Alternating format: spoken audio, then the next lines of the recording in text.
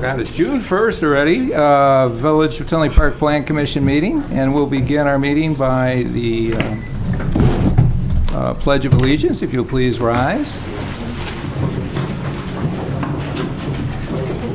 I pledge allegiance to the flag of the United States of America and to the republic for which it stands, one nation, under God, indivisible, with liberty and justice for all. Thanks very much, and it's good to see everybody here. If you can try to grab a seat, and we'd certainly love to hear from everyone if we can, but that will be in the normal course of events at the end of the meeting. But why don't we begin by taking the roll, Barb, if you'll call the roll. Berthel. Here. Janowski. Capel. Croner. Moylan. Here. Shaw. Here. Stanton. Here. Matusha. Here. We have a quorum. And Paula, I think we've given out notice for the public hearings tonight. Is that? Oh, that's fair. All right, and I see we've given out the proper legal notice for our two public hearings tonight. The first one, of course, will be on the Verizon cell tower, which we discussed last meeting, and then the second one will be on the residence at Brookside Glen. Initially, we will have the opportunity now to entertain a motion for approval of our minutes of the May 18th, 2017 meeting. So moved. Second. It's been moved and seconded. All those in favor signify by saying aye. Aye. Any opposed? Motion carries.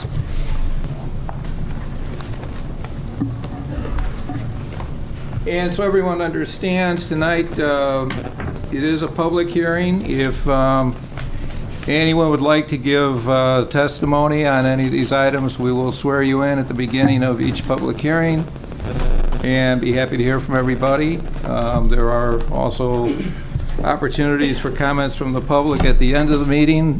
Given the number of people we have, we'd appreciate if you could keep it to 4 minutes so everybody gets a chance. And also so my wife will see me before 3 in the morning. Otherwise, I think, again, we're happy to see everybody, and we'll begin by entertaining a motion to open the initial public hearing, which is a parallel Verizon cell tower at 6775 Prosperity Drive for site plan approval, a special use permit, and a variation for maximum height. So moved. Second. It's been moved and seconded. All those in favor of opening the public hearing signify by saying aye. Aye. Any opposed? All right. At this time, we can swear in the petitioner and any objectors or interested persons that would like to speak to this first item. Please stand. Good evening. And do you swear or affirm under penalty of law that what you're about to say will be true, so help you God? Yes. All right, thank you very much. I think we'll begin with staff presentation here on the first item. Thank you. I'm usually stand, but I'm told that when I stand, the recording doesn't pick up my voice, even though I'm pretty loud. Well, so I'm going to stay seating, if that's okay I with take you. no offense. I don't think anyone else will. So as long as we can see and hear, that's great, Paula. And we do. I know we only had one person. We do have a sign-in sheet just for names, so she can on the record, but we don't need addresses on there. But just to keep the record straight in terms of the name. So we did have a workshop on this at our last meeting, but the subject of the public hearing this evening is for site plan approval, special use approval, and a variation. The applicant, Kathy, and I'm going to Groke, and she is here. She's acting on behalf of PI Tower Development and Verizon Wireless, and they were requesting the site plan, SUP, the special use, and the variation approvals at their property located at 6775 Prosperity Drive. The variation that they're requesting this evening is for 14 feet. Our maximum height is 100 feet. And so the actual variation is for 14 feet. Right now, this tower, it's a brand-new tower, and as per our ordinance, anytime you erect a new tower, it does require a special use and a public hearing. Our maximum height is 100 feet. Actually, Verizon doesn't need the variation, interestingly enough. It is, the village needs several public safety antenna, and that is what rises us above the 100-foot maximum. So the height of the tower as proposed at this point is 114 feet. That last 14 feet or top 14 feet is to accommodate the village and their life safety needs with antennas. This is the site. It's just off of Oak Park Avenue, just south of I-80. It's a location of Community Services Foundation. This is a not-for-profit foundation where they train disabled workers into doing light industrial work. The property currently is zoned ORI, and I know there was a lot of questions at the workshop because it's kind of an odd situation. It kind of stands out there by itself. I wish we knew all of the history because it's kind of an interesting layout of property, but it is surrounded by M1 zoning on its east, north, and west sides. And then to the southeast is the Hollywood Casino Amphitheater, and that is zoned ORI. The importance of that is when you look at our cell tower ordinance, it does provide you with a hierarchy of approvals for where we want to see towers. We look at a permitted use. If someone wanted to locate on an existing tower on village-owned property, it would be a permitted use and would not have a special use process to go through. After that, once you start erecting new towers, we look at village property first, we look at other taxing districts second, then on third we start looking at M1 districts, and then we start looking at attaching it to non-residential properties. Since the ordinance is silent with respect to the ORI, we're taking it through a special use process, so the Plan Commission and subsequently the Village Board has an opportunity to review the proposal as presented this evening. So on the southeast corner of their existing building, this is where they're proposing the location of the antenna, and the equipment area would be surrounded by, they're proposing a 6-foot fence, and we talked about this at our last meeting, that we'd like to propose an 8-foot fence, and they've agreed to that, so that's one of the provisions we'll want to make sure that gets into our approval this evening. As I mentioned, and it might be difficult to see out there, but the green is 70 feet, and that's where the Verizon tower is going to be. Just above I'm sorry that. to cut you short, but as long as you brought up the fence, can you address what the construction material is and the appearance of that? Yeah, it's a PVC fence. Vinyl, PVC Okay. fence, vinyl. Mhm. And I know that had been a request that the commission had had of some other similar type Yes. operations, so Yep. that's good to hear as well. Okay, thank you. Yeah, no problem. And just the colors here, green, you go above that, orange, that's actually the first set of antennas that will be owned by the village. Above that, that yellow gives opportunities for co-location from some other tower, and that's what we try to do. We try to co-locate, and that's in our ordinance, so that we have less towers lighting the landscape. Above that, you'll see more orange, that's more village antennas. That blue is just the lightning rod. So again, the area that they need to accommodate not only their antennas, but the co-location is at 100 feet. We're going to need 114 to accommodate the village. And some of the discussion at the last meeting, we talked about landscaping. Customarily, we'll look at screening the actual site of the tower, and so when you look at that, what's happening is that whole southeast area is all naturalized, and it's a wetland area. So, and there's really not a need to heavily screen that area. That's just an access road to the amphitheater. So what we really ask them to do is to bring back the buffer yard along the north side of the building where the parking is, bring that back to its original state, which provided a buffer yard according to the code. Up above there, you can see that was what the original landscape is. So they have agreed to do that, and staff will review that and make that as part of their occupancy permit. So that was one of the other conditions that we requested the commission take a look at. We have an outside consultant that we use to review the RF studies. Some of this gets really technical, but we have Max Machuda of Municipal Consulting Services. He takes a look at their RF studies, and I think you probably will show them some of those diagrams, if you remember those from last time, to make sure that there is a need, that we're not getting a proliferation of cell towers needlessly. I can personally attest, every time I go down that road, and I'm usually on the phone, I lose a call. And our public safety officers tell us that this is a real problem in this area. And it's exasperated by the fact of the Hollywood Casino and Brookside Marketplace. So it's capacity as well, the volume as well as just cell coverage. So the capacity during seasons, and we've been here when we've approved the mobility antennas because of the amphitheater's needs, that there is a real need for additional service out in this area. So with this cell tower, we'll accommodate Verizon users and then one other user of some sort, as well as the public safety needs. So in your report, you saw Max's comments, and I believe you were given copies of his reports. So site plan, we've kind of mentioned all the issues on site plan. With the variance, again, I've described why we need the variance, and that's really for public safety. So the open items have been satisfied, and that's the 8-foot instead of the 6-foot fence, a PVC vinyl fence, and then the landscaping, bringing that back into its original condition. We have standards, but you might want to hear from the petitioner first, and then I'll be glad to provide the standards after that. I think that would be appropriate. Ms. Clark, we'll turn it over to you to provide your opinion on what we're going forward with here. All right, thank you.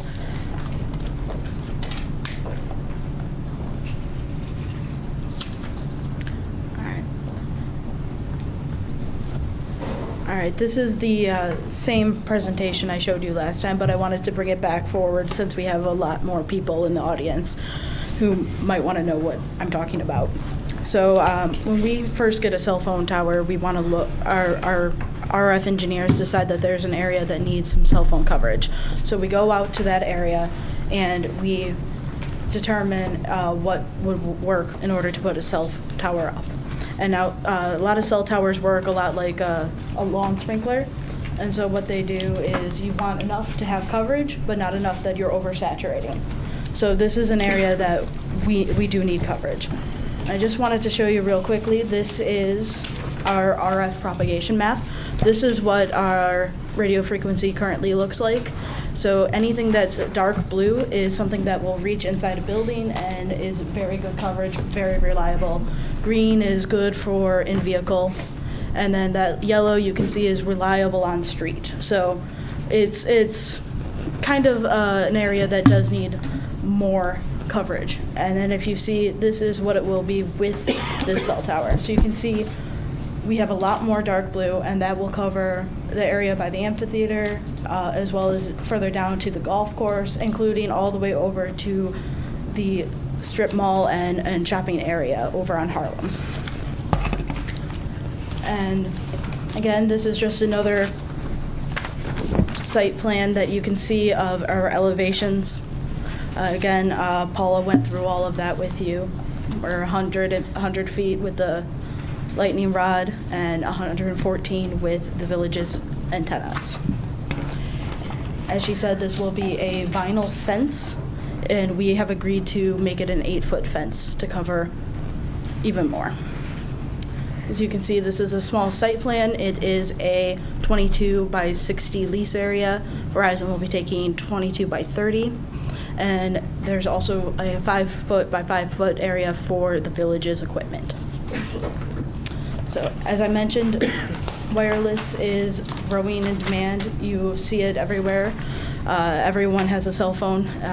And in fact, most seniors have cell phones, and their primary reason is safety. So I would ask that you please approve our special use site plan and variance request. Thank you. All right, thank you.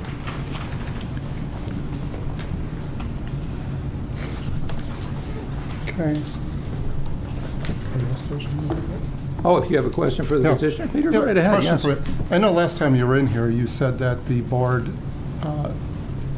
made everyone aware of the fact that you're going to put a cell tower at the place of business where this is at. The only thing I would ask, because of the special needs of the individuals that work there, is that the board or someone let the families know what is going on there. Okay. Yeah. Just ensure the guardians know what's going on there. So then in case they want to move their individual to somewhere else for a different facility, okay?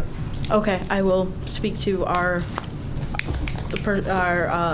the central, to the Services Foundation about that, yes. Fantastic. And I think that was a good point. You did contact the board as far as the Services Foundation. They're aware of this, and they had approval of, at least amongst the board on that. Yes, they did. Okay. Good point, Peter. And when we met with them first, she came to our meeting. Yes, Mary Pat Ambrosino, their director. She came to our introductory meeting, or a couple meetings. Okay. Okay. Any other questions from the commission as far for the petitioner? Ken? Yeah, just for the petitioner, open capacity on the tower, is it for one additional carrier or two? It is, we do have, with the village's antennas, we do have space for one more. It would depend on what another carrier would need. They could possibly go at 60 feet, but it really depend on what sort of needs that carrier has. Okay. But we could make something work where they would be able to co-locate on there as well. But we have room for one more, Okay. possibly. At least two. one more, Yeah. two, depending on If what that would work someone's for willing them. to do. Yeah. Okay. And also, with respect to restoring the landscape plan, you mentioned the north side buffer, but I see the original plan as we have here is not simply the north side. It's around the retention pond. It's down the west side. So are we limiting this strictly to the literal north side, or are we restoring the plan to its original state? I think that's where the major deficiencies were when our landscape architect went out and did their audit. That was where he was suggesting, and they were most deficient. Okay.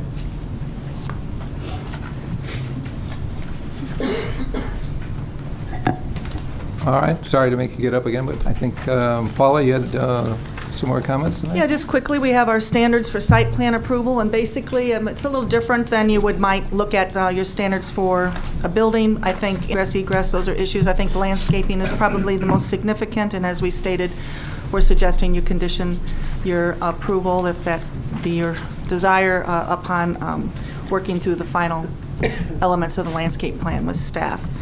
Regarding the variation standards, the special use standards, probably the most you always look at is the impact on neighboring property. One of the points that I didn't mention is that this is 2,000 feet away from the closest residential, and that is one of the standards we have in our cell tower. And the fact that it directly or indirectly contributes to the economic welfare of the village, we certainly have comments about the public safety approvals or needs that are being addressed with this proposal. And then the last standards are variations, and you look at the fact, we have 3 standards that we always look at, and that is a reasonable return. The reasonable return in terms of the height, the Verizon, again, does not meet the height variation. It's just for the life safety needs. The due to unique circumstances, and that would be that this variation is just, again, a product of the village's needs for life safety, and not alter the essential character. I think, again, the primary concern there is impact on residential property, and the closest property is 2,000 feet away. So there is, did we still have that, or did I take it? Oh. Sorry, we only had one of those. Thanks. So the motion, we have 3 motions for your consideration this evening. And, when you're ready, close the public hearing. I have those up on the PowerPoint for you. Well, we'll see. I did not see anyone stand that wanted to be sworn in for any objections, so I take it there are none. Any further questions from the commissioners on this proposal? And hearing none, I will entertain a motion to close the public hearing. Motion to close the public hearing? Second. It's been moved and seconded. Close public hearing. All those in favor signify by saying aye. Aye. Any opposed? Motion carries. At this time, we'll entertain a motion if someone's prepared to make it. I think we have some conditions involved in what's been recommended. Tim? Excuse me. Commissioner Stanton would like to make a motion to grant the applicant Kathleen Groark of Insight Incorporated as an agent for PI Tower Development, LLC, Parallel Infrastructure and Verizon Wireless site plan approval for ground equipment accessory to the personnel wireless service facility cell tower at 6775 Prosperity Drive within the ORI zoning district in accordance with the plans as noted on the list of reviewed plans within the staff report. The Plan Commission also adopts the standards for the site plan approval proposed in the staff report and discussed at this meeting, with the following conditions. 1, that the applicant installs an 8-foot tall vinyl privacy fence around the ground equipment. 2, that the final landscape plan be approved by the village staff prior to release of the building permit. And 3, No that's others. it, no 3. And then, Second. That's it. The motion's been made and seconded by Commissioner Croner. Any further discussion by the commission? Hearing none. If the secretary will call the roll. Berthel, Yes. Croner, Yes. Moylan, Yes. Shaw, Yes. Stanton, Yes. Matusha. Yes. Motion carries. Thank you very much. So this will be referred to the June 20th Village Okay. Board meeting. So, Ms. Clark, you have that date down. That'll be for approval by the village board on the 20th. All right, thank you. And thank you for your cooperation on these points. Motion for each of these as well? Yeah. Oh, yeah, second motion will Oh, be... my goodness, I'm jumping ahead too. Yeah, I'm I'm- sorry. Thank you. Thank you, Peter. We also have need for recommendations on the special use permit. And Tim, do you want to make a motion on that? Sure. Okay. Commissioner Stanton would like to make a motion to recommend that the village board grant a special use permit to the applicant, Kathleen Groark of Insight Incorporated, as an agent for PI Tower Development, LLC, Parallel Infrastructure, and Verizon Wireless for a personal wireless service facility cell tower at 6775 Prosperity Drive within the ORI zoning district. The Plan Commission also adopts the findings of fact proposed in the staff report and discussed at this meeting. All right, we have a motion. Is there a second? Second. Seconded by Ken. Any further discussion? Hearing none. Secretary, call the roll on the special use permit. Stanton, Yes. Shaw, Yes. Moylan, Yes. Croner, Yes. Berthel, Yes. Matusha. Yes.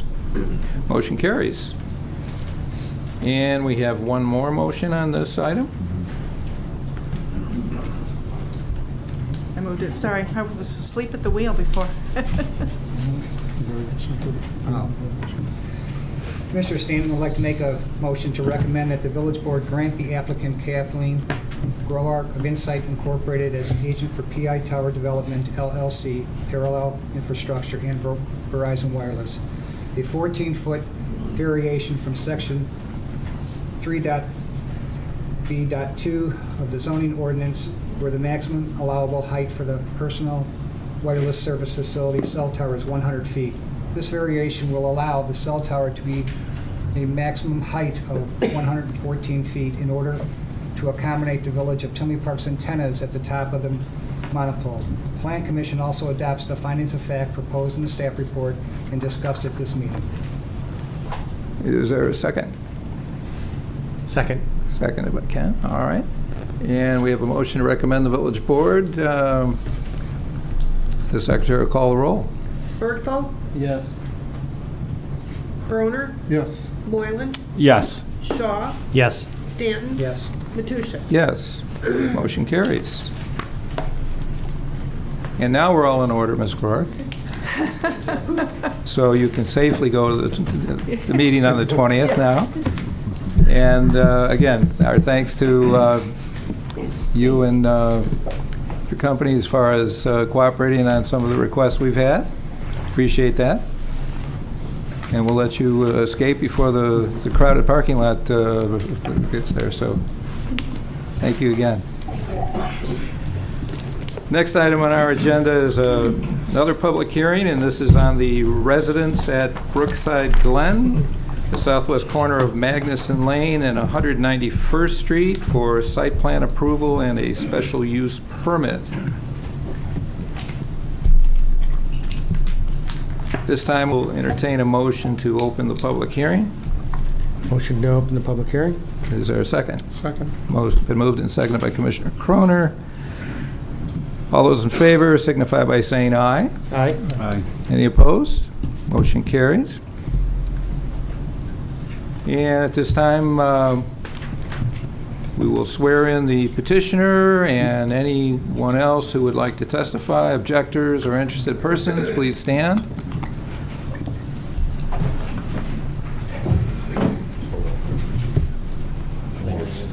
Mr. Chairman, I think if you think you're going to want to come up and speak tonight at some point, now would be the time to take the oath. And we can distribute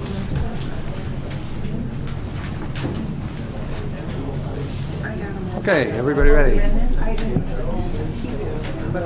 Please raise your right hand. And do you swear or affirm under penalty of law that what you're about to say will be true, so help you God? Thank you very much. Before we begin, I think we have some remarks by Commissioner Stanton. Yes. Due to my earlier disclosure, I abstain. All right. Commissioner Stanton will be abstaining on this item. I also received communication from Commissioner Janowski, who indicates he'd like this read on his behalf tonight. So, Barb, if I read too fast, just slow me down. Dear Plan Commissioners, I sincerely apologize, but unfortunately, I will not be in attendance for tonight's meeting. I would like to express, as previously mentioned at the last meeting, that many children are graduating on June 1st from the Tinley Park community. My son, as well, is one of these individuals graduating. Well, congratulations to Tony. The residents are an impactful component of any public hearing, and this solidifies a positive force in building our community in its entirety. With many residents not available to attend due to the school graduation conflict, consideration should be conveyed in making transparent decisions on agenda items that are being proposed at the June 1st Plan Commission meeting that can impact our community. Sincerely, Commissioner Tony Janowski. So, did you get all that, Barb? And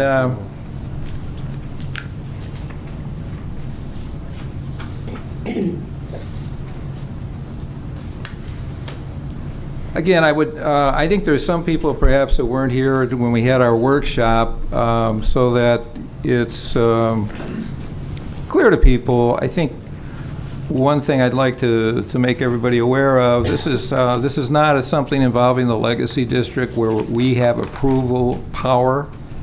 All that this commission can do is make recommendations for or against on the specific criteria that's involved. And it's really up to the village board to do the approval on this one, so that you're aware. I mean, they can take what we say and follow what we recommend or ignore it, and they're the ones that have to approve it. if we proceed tonight and conclude the hearing, so you're aware, that will be a hearing at the village board meeting on the 20th. Not a hearing. Is that the initial? Not a hearing. No, I'm sorry, for approval. It would be up for approval on. Right, on the 20th.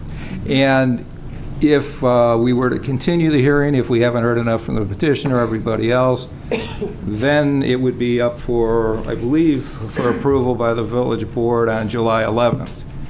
Anyway, I look at it, I think we got problems. Some people go on vacation, and I don't know if I'm going to be here one meeting to the next either, so I guess we'll see what we hear tonight and how it goes. We're certainly not trying to ramrod anything through, so don't feel worried about that. We're trying to get as much information as we can so we can make informed decisions, just as you'd like to hear some things. But that's really what this is about tonight, so there's no, misinformation flowing around. I think sometimes I see people talking in corners, or I don't do social media, but there's like, for obvious reasons, a lot of stuff goes on there I couldn't give you a dime for, but that's what's going on tonight, in case anybody has, curiosity in that regard. So, without further ado on that, we will begin with, again, reaffirmation. I can tell you that we have given proper legal notice for this public hearing, and we'll start with the presentation of the village staff. Paul, or Mr. Chairman, if I could? Certainly. Just briefly, Paul, before you get going. I think again, good evening. It's great to see so many folks out here tonight, and I just want to give you a quick note about the procedure of how, is this okay? Can't hear me out there? Yeah? Okay. Is that better? Okay. Just a quick note on the procedure. I'm glad we had a public hearing there just a minute ago, so you kind of got a flavor of this. Staff will present their report first. The petitioner will then give their presentation. We then will move into public comment, your comments. Everybody who wants to speak will certainly be afforded that opportunity. The board has a chance to discuss it among themselves, ask questions of the petitioners as well. I think it's important to remember that, as you heard Paula there at the end of the last public hearing that we just did, they're same as that item here. There are standards that guide this board. They're here to make zoning decisions based on our code, based on state law, and things of those nature. So they have things that guide them in what they're going to recommend, and we'll be talking about those tonight. So that's kind of the procedure. It's good to see everybody, and with that, Paul. Thank you. Let's get I'm started. just checking, did we open the public hearing yet? We On did. this one? We did. We did. Okay, again, sorry. I know, I've been off for a couple you and I days. both Did we? have to start getting a little more We did. sleep. but- Yeah, I am. It's been a crazy week, I can tell you that. Okay, so thank you. We have, we're going to repeat a lot of information, hopefully more quickly, because a lot of people in the audience, I don't know if they watched the streaming last time or weren't here. So quickly, the point of the meeting this evening and the public hearing, the applicant, KJM-Vandenberg Brookside Joint Venture, is requesting a site plan approval as well as a substantial deviation from the approved PUD. The original PUD was approved in 2000, also as a substantial deviation from the original PUD. And at that time, they were granted 16-unit buildings, 9 of them, for a total 144 units. The applicant is requesting the same density that was approved. They're asking for 144 dwelling units, but instead of putting those dwelling units into 9 buildings, they're requesting a change in the format and asking for that to be approved as 2 buildings. In association with the 2 buildings, they will be providing you information this evening on the amenities that are being attached to the site plan as a consequence of providing additional open space to the property. As with all PUDs, when there's any variation of the PUD, you suspend regular zoning district regulations. There, as you all know, with the zoning districts, we have certain bulk regulations that we must follow. And any deviation of that becomes a variation, just like the last public hearing with the cell tower. They had a variation for 14 feet. In a PUD, it is not looked at as a variation. It is looked at as an exception. And when you review and consider those exception requests, you do it in the context of the original PUD rather than the strict rules of the underlying zoning district. So let's begin with a little bit of history on the project. In 1989, actually, before the actual approval of the PUD, it was part of a pre-annexation agreement. The ordinance number was 89-0052. They approved, and this is just a snippet of the section, but the red area is the approximate location of the project, and you can see this really doesn't resemble the road structure or anything that we have now. This was very preliminary, but you can see that there was a variety of land uses that were considered: community shopping at the north end, transitioning to the south to office and restricted industrial, and then even transitioning further south than that to condos and apartments at 12 dwelling units per acre. That was the very first planning we could find in our projects that graphically represented what the intent of Brookside Glen was going to be. In 1990 was the actual annexation agreement. That was Resolution 90-R-002, and this was an excerpt from that. Exhibit C was referenced in 1990. Now you begin to see a little bit more of a similarity to the road structure, although it's not exact as you would find it out there. And if you look to the very west end of the property, didn't mean to do that.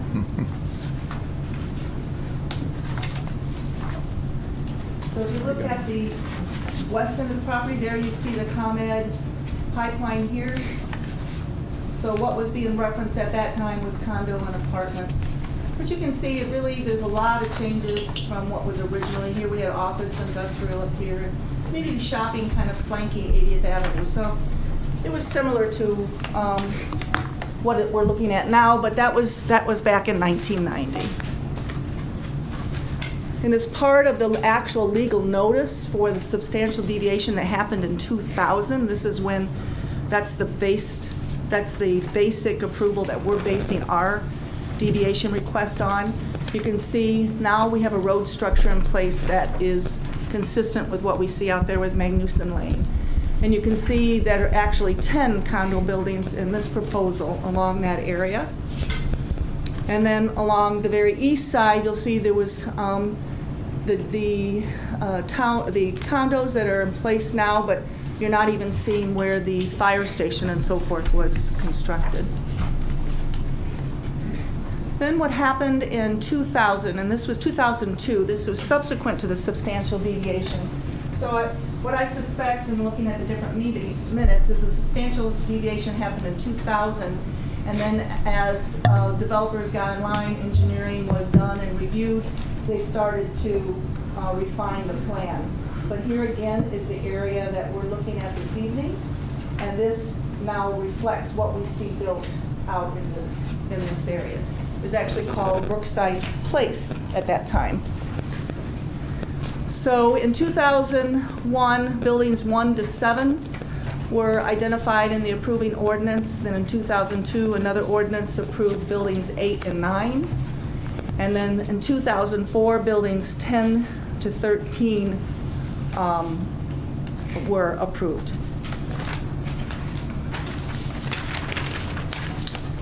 So with the original approval, which provided for 22 buildings of 16 units each, the remaining 9 buildings are in the subject area that we're looking at here. And so that would be buildings 14 through 22. So that concluded all that was approved in the substantial deviation dating back to 2000. It just took years to adopt the final plats. As with what we do with our PUDs now, we come forward with a preliminary, we kind of sketch it out, and then as finals come in, they get approved subsequent to that. Oops.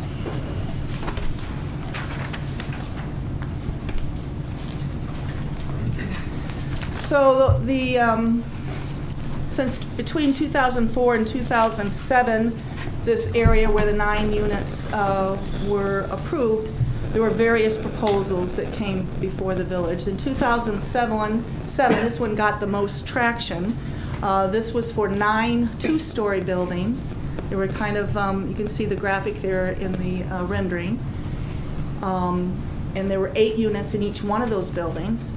And then 1 4-story, 16-unit building, and that was at sort of where the dog park is proposed now. This didn't get approved, made it through Plan Commission. There was a lot of concerns about the orientations of some of those buildings and that the rear of the buildings was facing the street. So this was not approved, so the original 9 from the 2000 substantial deviation remained intact. In 2014, so we all know what was happening in 2007, so there wasn't a whole lot going on between 2007 and 2014. 2014, there was this proposal, 123 3-story row house units. There were 17 buildings in all.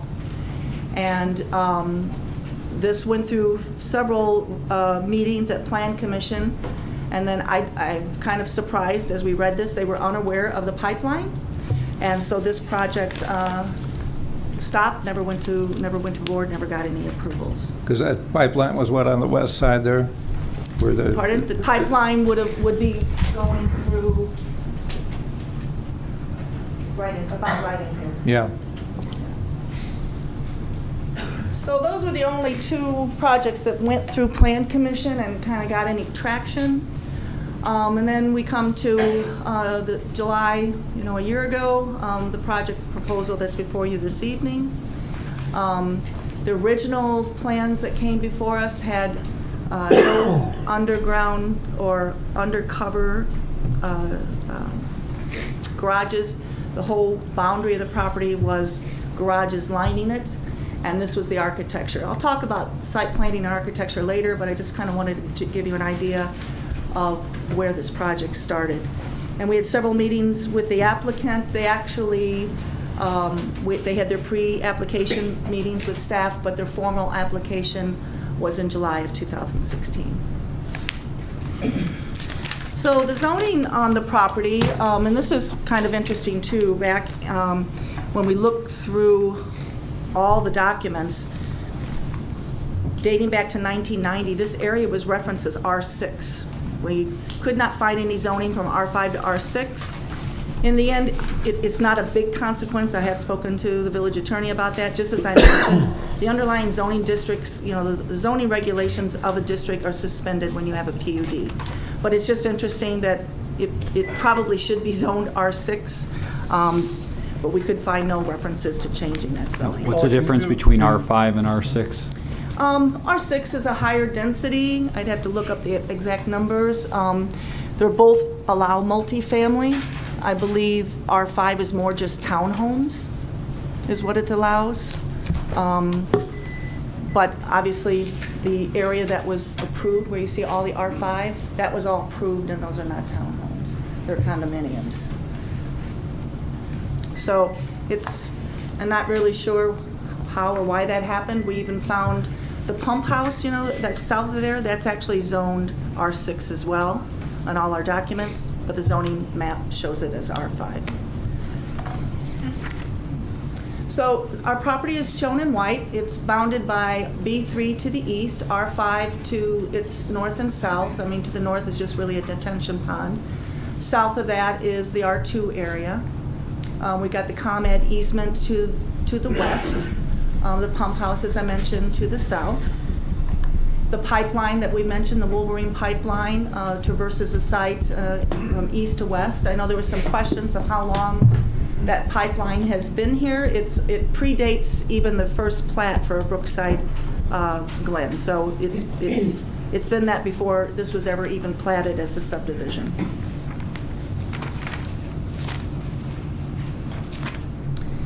Some of the distances, I know we talked about just in terms of site planning.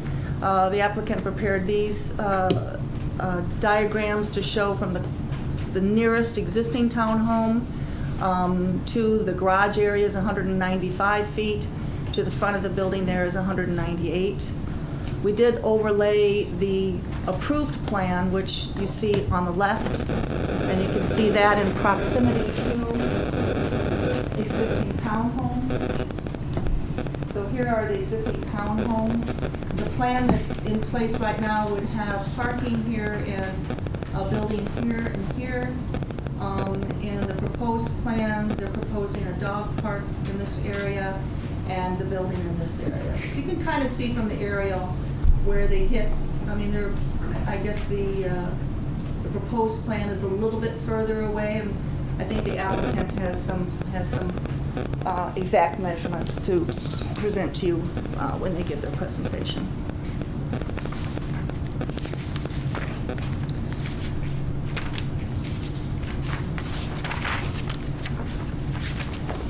And there was also some questions. We had a marketing study provided for you last time.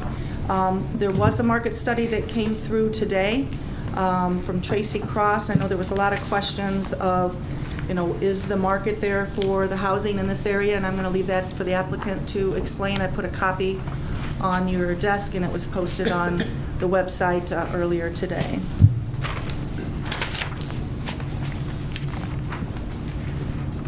So in terms of site plan, this actually is the old site plan, but it's pretty much the same except for the access on Magnuson from building number 2. But it gives you some perspective, I think, in terms of sight lines.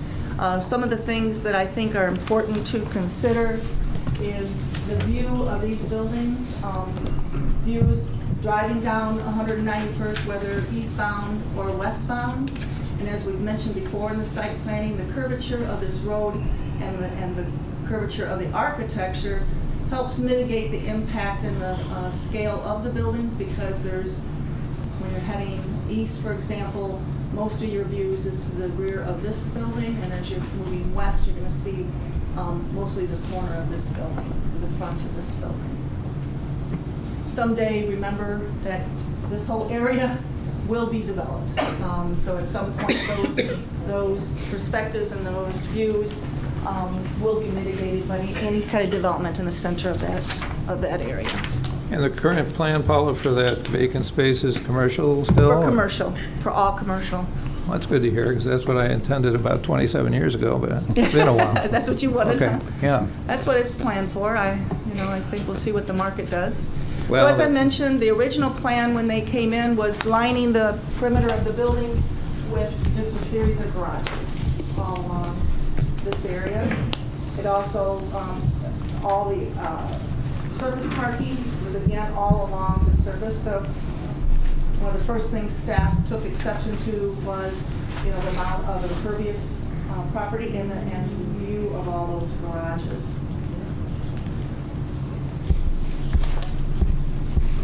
As the plan was revised over time, there were still additional changes that came. The circle on the left, we took exception to having 2 accesses close together there. The southernmost access is what exists now, so we asked them to combine that.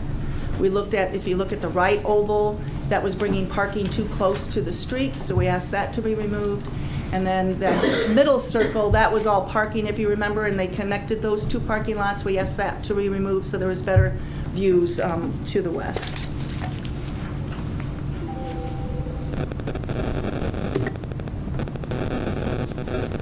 Even at the last meeting, this is the plan that you saw. That oval shows that we had, if you recall, the idea was that we're going to land bank some of the parking. Our ordinance requires 2.5 parking spaces per unit. We felt that 2 parking spaces per unit would satisfy the needs of the units, because we have several 1-unit dwellings, and I'd rather underpark right now than overpark and then find out what the needs are. So we have the opportunity, especially through the flexibility of the PUD, to have them land bank. At any time, the village thinks and believes that we'd like to see those parking spaces get improved, they would have to improve them. So what we asked at the last meeting is those parking spaces where the red oval is, we wanted those to be removed, because those have the most impact on the townhomes there, even though there's a landscape screen there, and we'll show you that later. So we asked that to be removed, and this is the plan that resulted. Did you say some of the IT said the shaky? Push that blue thing. Connection? I don't know if that was my vision or not. So hopefully that we can get that a little more steady. So this is the ultimate site plan that they're proposing, and they will go through that, but you'll see that there's a lot more green space. There's about 4 acres more of open green space. Surface parking kept to a minimum of two units, 2 parking spaces per unit. I gave you a copy of the most recent site plan, so you can look at it a little closer. I know these are kind of hard to look at, but you can see there the amount of impervious space, amount required, amount provided, and the applicant will be going into this in more detail when they make their presentation.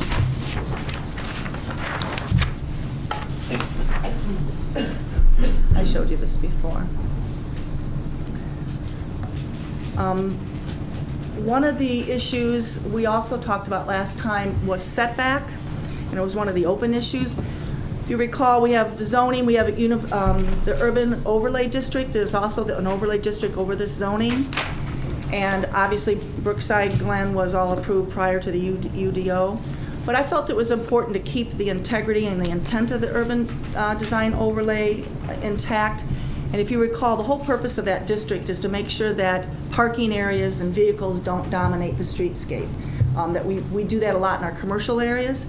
And in actuality, UDO doesn't even really apply to residential properties. It's supposed to apply to commercial. But in our review, we wanted to make sure that that parking was pushed back from the streetscape. And some of that setback is 20 feet as a maximum. So I only put that in a reference to let you know that that's what we're intending to do. It was kind of a discussion we had last time. It's not a hard and fast rule, it's just sort of a guideline. The setbacks on these buildings, building 1 is 14 feet to 24, so the 14 obviously meets the code. The 24 goes 4 feet beyond the UDO, which again, UDO only applies to commercial. And building 2 on the left side ranges from 22 to 36. As a reference, the Brookside place that exists now, those units, they range between 24 and 30 feet. I think the point of the UDO is just to make sure that we're not just lining the front of these buildings on the street with parking. I think when you have a building that's 4 to 5 stories, I wouldn't want it right smack dab up next to a sidewalk anyway because of the pedestrian scale. You want to have some opportunity to do some landscaping and some setback.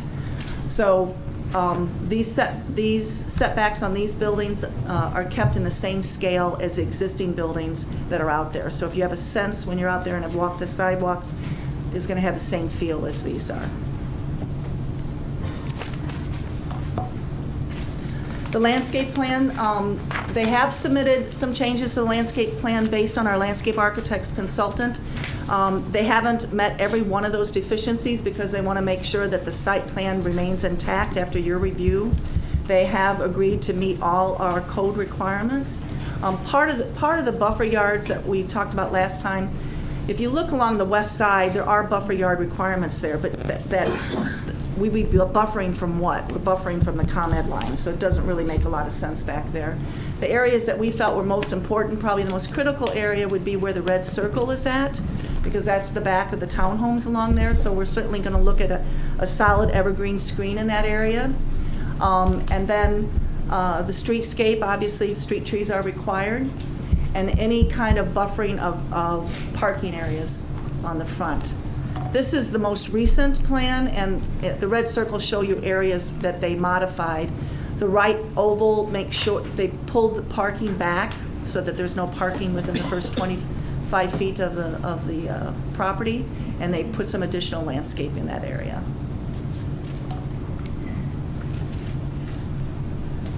That sort of shows a close-up of the area by the existing townhomes.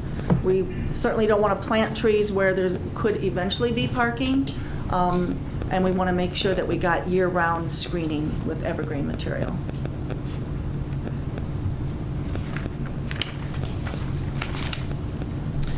Couple items I'm just going to touch on. I think the applicant will go in more detail, and that's, again, the parking.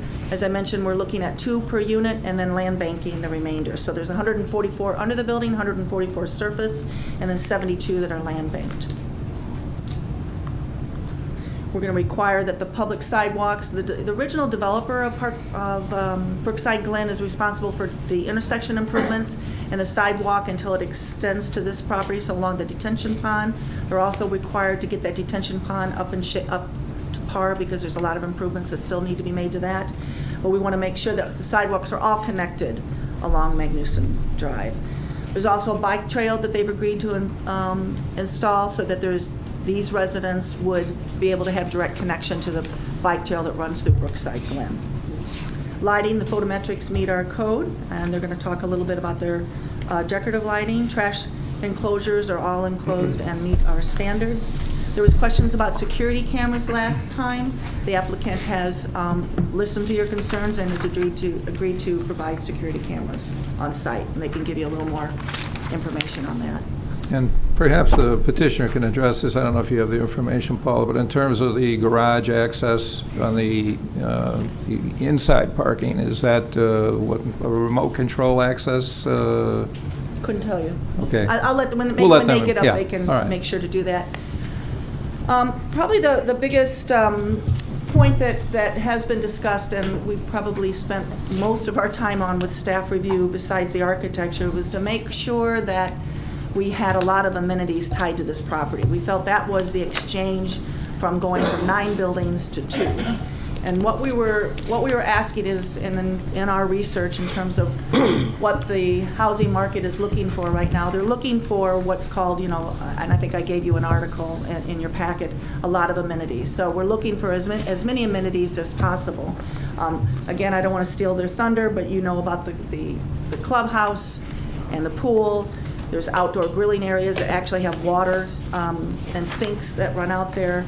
There's these very large terraces over the parking areas in the back, and this sort of shows you a picture of that.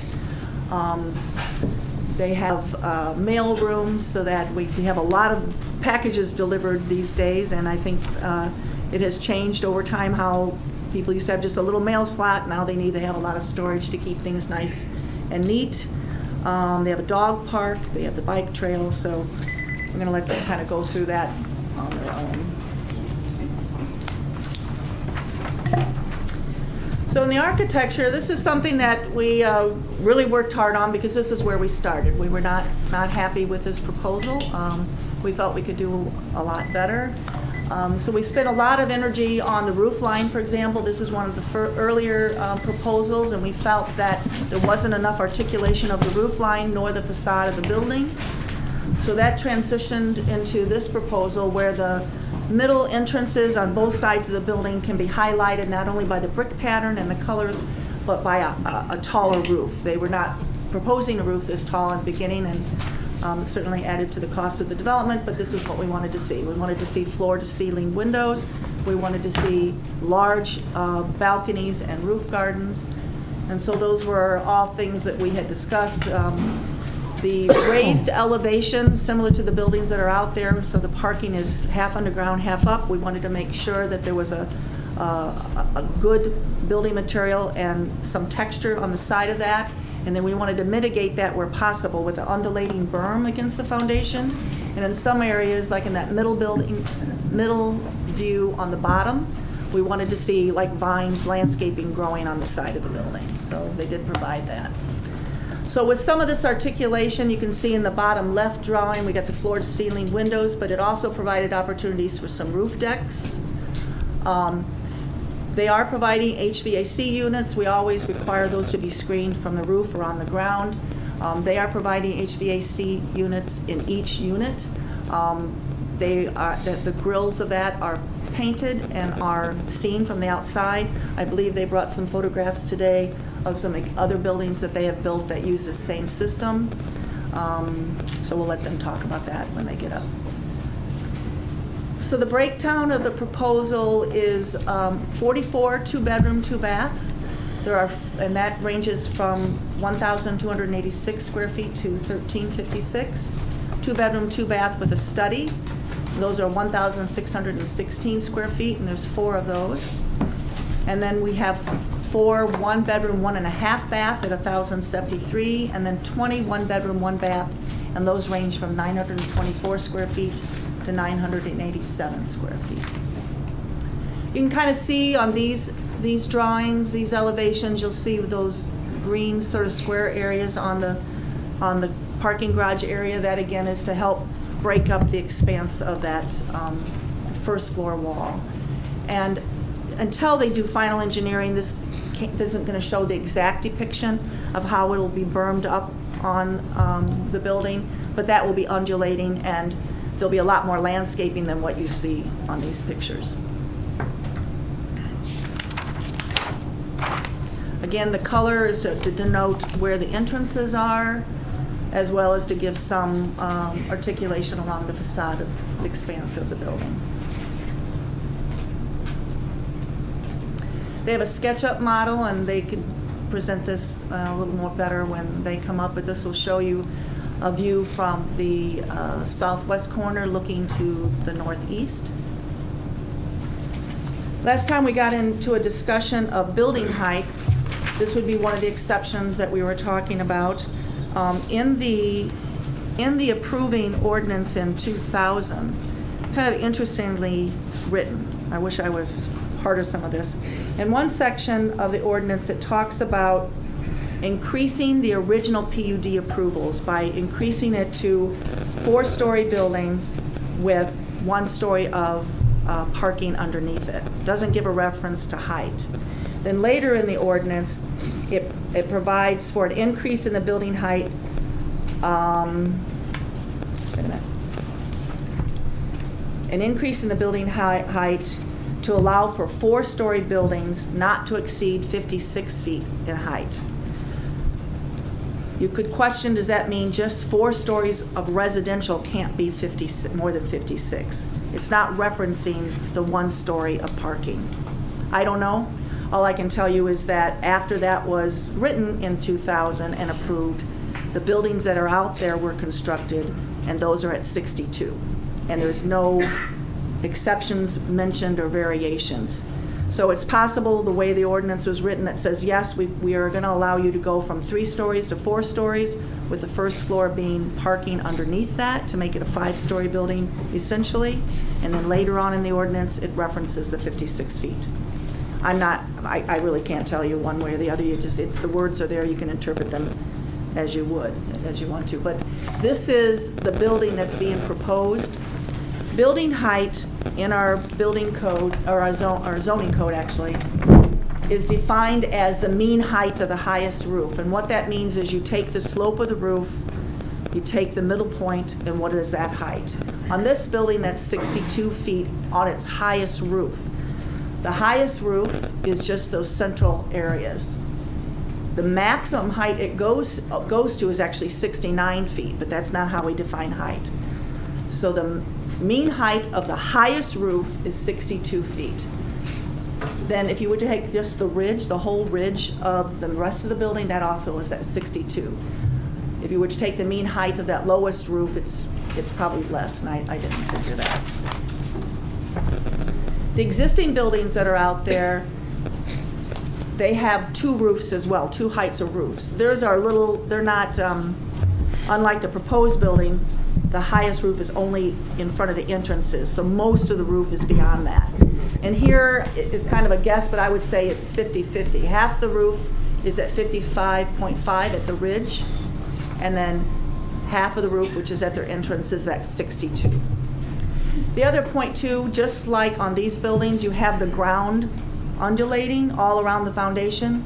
So it kind of depends on where you're making that measurement, where the berm is. We will not know for sure where these will be because we don't know what the ground is. So I took the maximum it could be by the base of the entrance door. Either way though, I think it's important for us to recognize what that height will be and to set some maximums when it comes time to look at the approvals so that you know what that is. This just shows a floor plan. I think I'll leave that for the architect to talk about. There's two very large terraces, and then there's some other terraces associated with the buildings. The building materials, too, we'll have Scott talk a little bit more about that. We talked about that last time. Those are horizontal precast panels. The only thing I can tell you in my experience, and I did speak with the building official today, that it's unperceptible to the naked eye whether you're building this building brick by brick or by panels. I like the horizontal panels a lot better than the vertical panels that I've seen in buildings, because the horizontal panels will join at a mortar joint, and so you would never see that well. Vertical panels, they're going to be, obviously there'll be a section beside, and you know what a running bond looks like on a brick. That running bond would be truncated in an even line, and that would be unnatural. So these panels are done horizontally, which I think is the better way to look at it. They have building materials here for you to look at. For the clubhouse, it will be brick construction. It's only a one-story building, but they will be matching the brick on the residential buildings with the clubhouse. And it will also have the same foundation stamped design as in the residential project. We did ask them to change up, if you look on the bottom design on the right-hand side, that facade faces the street, so we wanted that to look more like an entrance. And so they did add a new roof and add a little bit more articulation to the building.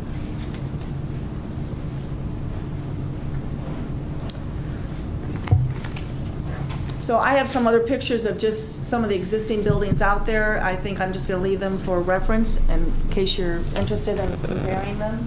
But that's what the applicant provided.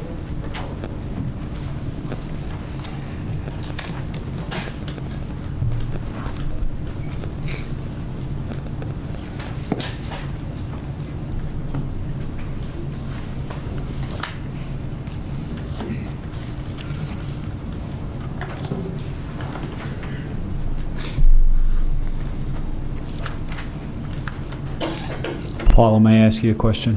Yes. So you're saying it's currently zoned R5? The And that's zoning what? map shows it R5. The ordinance documents show it being zoned R6. But we cannot find any documents that ever rezoned it from R6 to R5. So in essence, the legal ordinance that was passed has it at R6, and somebody drew a picture and put R5 on there, We have right? map errors. We've come up Yeah. with map errors before. Remember when we adopted the map last time, there was errors in the map? Sometimes there's errors in the map. But to clarify, the PUD is what governs. The PUD is what governs Right. it. It really, I mean, Pat, you might want to Sorry. mention it. It's really, Absolutely. it's not of significance, really. But, one, just briefly on a PUD, planned use development. If you guys keep hearing PUD out there, that's what it means. It's a planned use development. The idea of a PUD is to take a larger parcel that will require a unique plan that will not fit exactly into, one of our R5, 6s, things like that. And you create the development standards within the PUD. And then this process that we're going through now, if somebody wants to change what was approved, they come here and we go through this process. So do we have something that shows it was R6? Or- If you read the PUDs that we sent you, the ordinances, it all says R6 in there. And the pump house, for example, the actual ordinance there says R6. If you look in the timeline I sent you as well, it's all discussed in there. Yes, I did read that, but I guess in looking at the September 16th, 1999 meeting minutes, they talk about the substantial deviation at a Brookside Glen PUD, and then it says it'll encompass single-family townhomes, condominiums, commercial shopping, office, and restricted industrial, open space, parks, and school sites. It doesn't mention anything about apartments.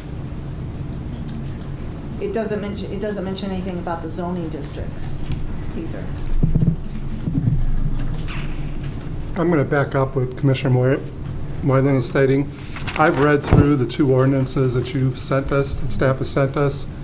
both 89R052 and resolution number 90-R-002. Nowhere in these two ordinances, which is what the applicant last meeting and staff last meeting stated, that apartments were approved for the site.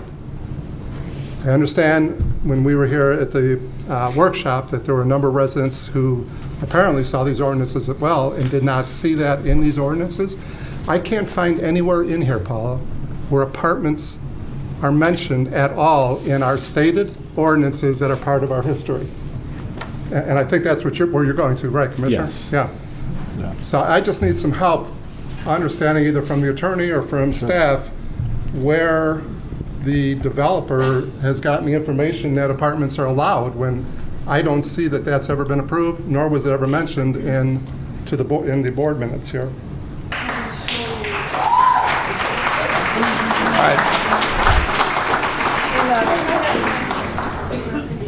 In the very beginning,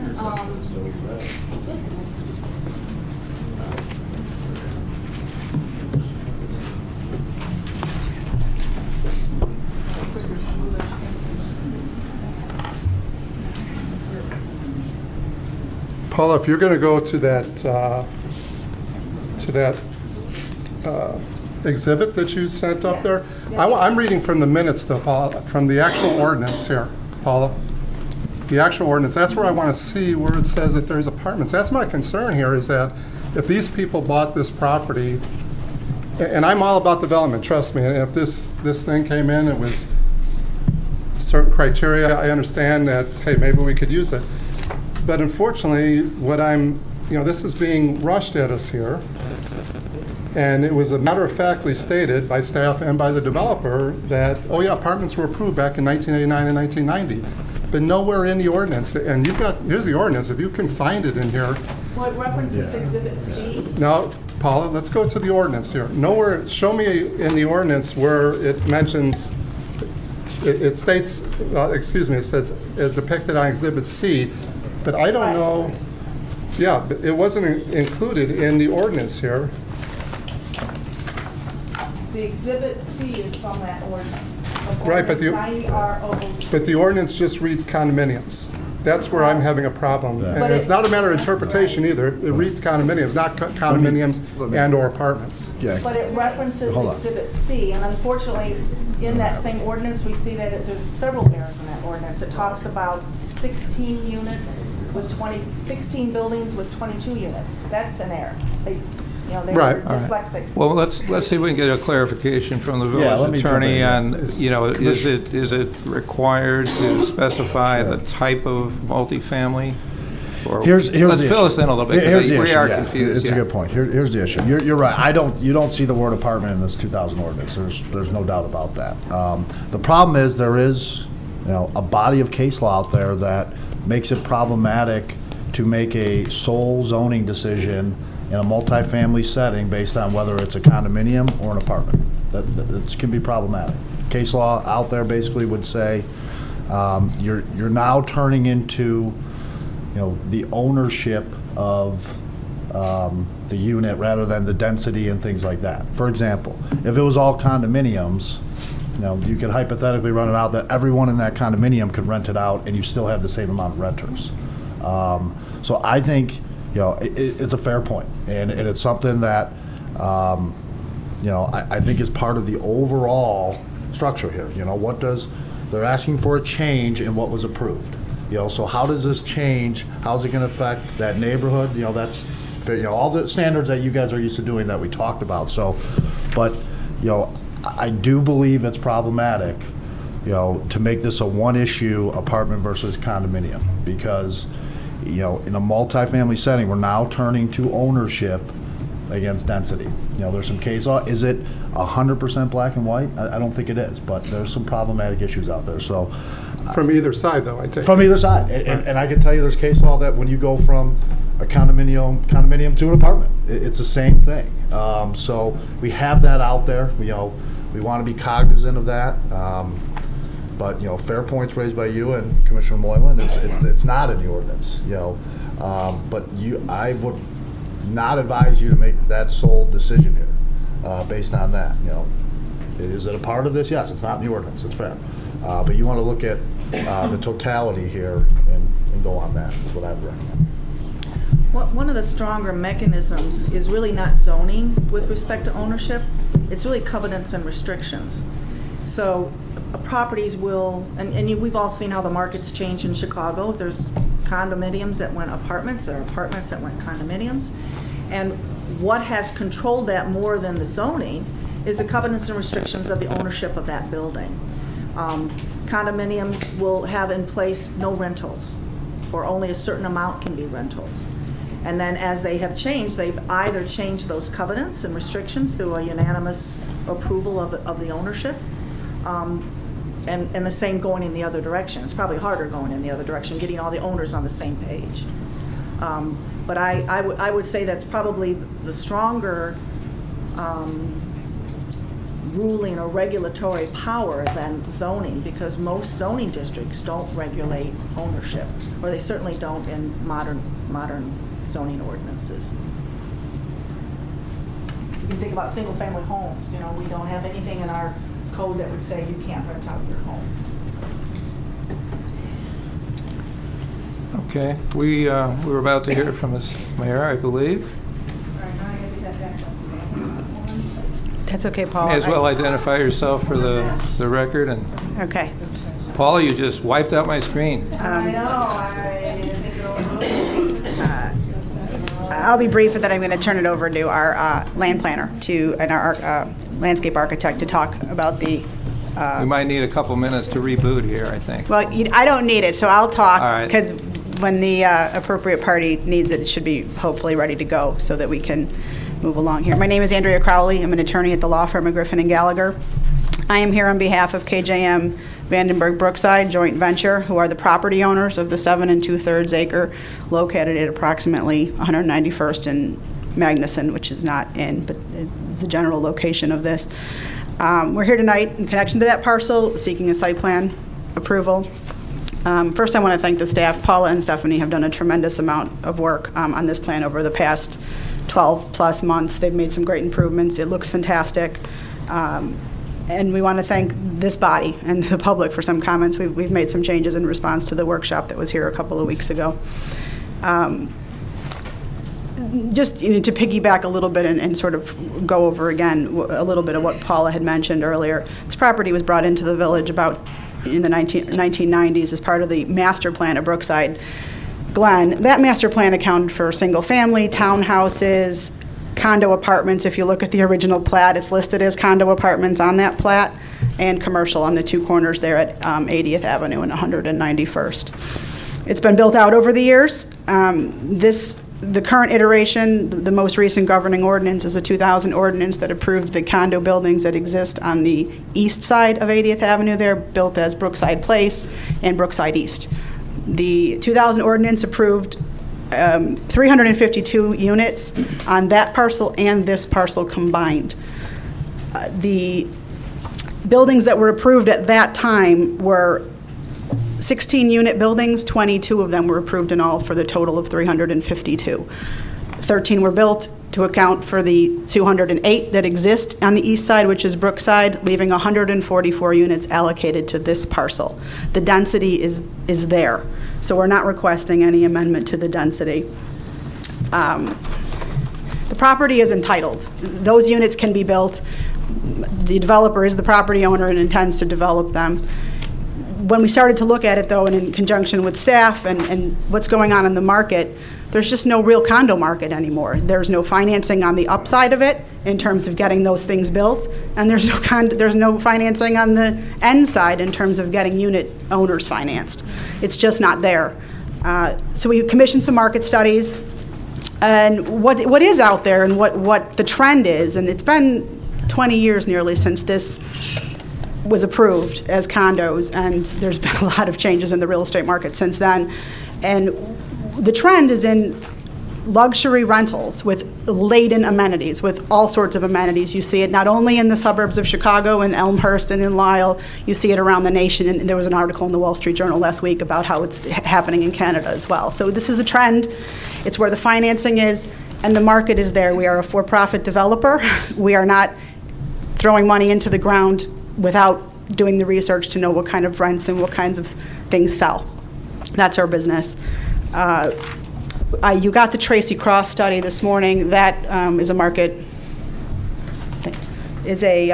study that came in that when they ran the numbers and they did an in-depth study on this, they came up with about $1.60 a square foot, which supports what we believe is the market rate on these, which is in the $1,500 to $2,500 when you run it against the square footage on the units that we have in the project.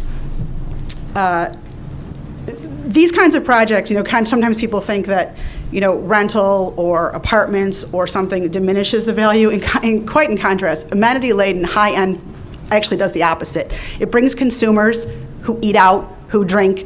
We pay taxes on these buildings as well. This is a huge tax boon. I mean, sitting there vacant, we will be taxpayers of Tinley Park. We want what's best for Tinley Park, too. We need a good product. We need to be able to fill that product, and we need to be able to fill it at the rates that we need in order to guarantee our return. We've done our research. We think this is a great product. We thank staff. We think it looks fantastic. We think it's going to be fantastic, and we think it's going to do well. We hope that when you look at it, you think the same, too. And I'm going to turn it over to our architect here, landscape architect, to talk about the project itself. But when you look at it, if you read the articles and you read through some of the studies, these types of products actually do bring lasting value to communities. The upkeep alone supports the rents, and that really does bring a consumer and a different type of demographic to a community. Young people spend. Young people without a bunch of kids spend, and they eat out and they buy things, and renters pay taxes. They just don't pay them directly. They pay them to landlords who pay them.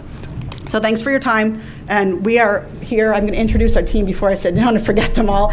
I've got Steve Gregory back here as our landscape architect with Erickson Engineering. I've got our developer, Carly Mayer, there in the black.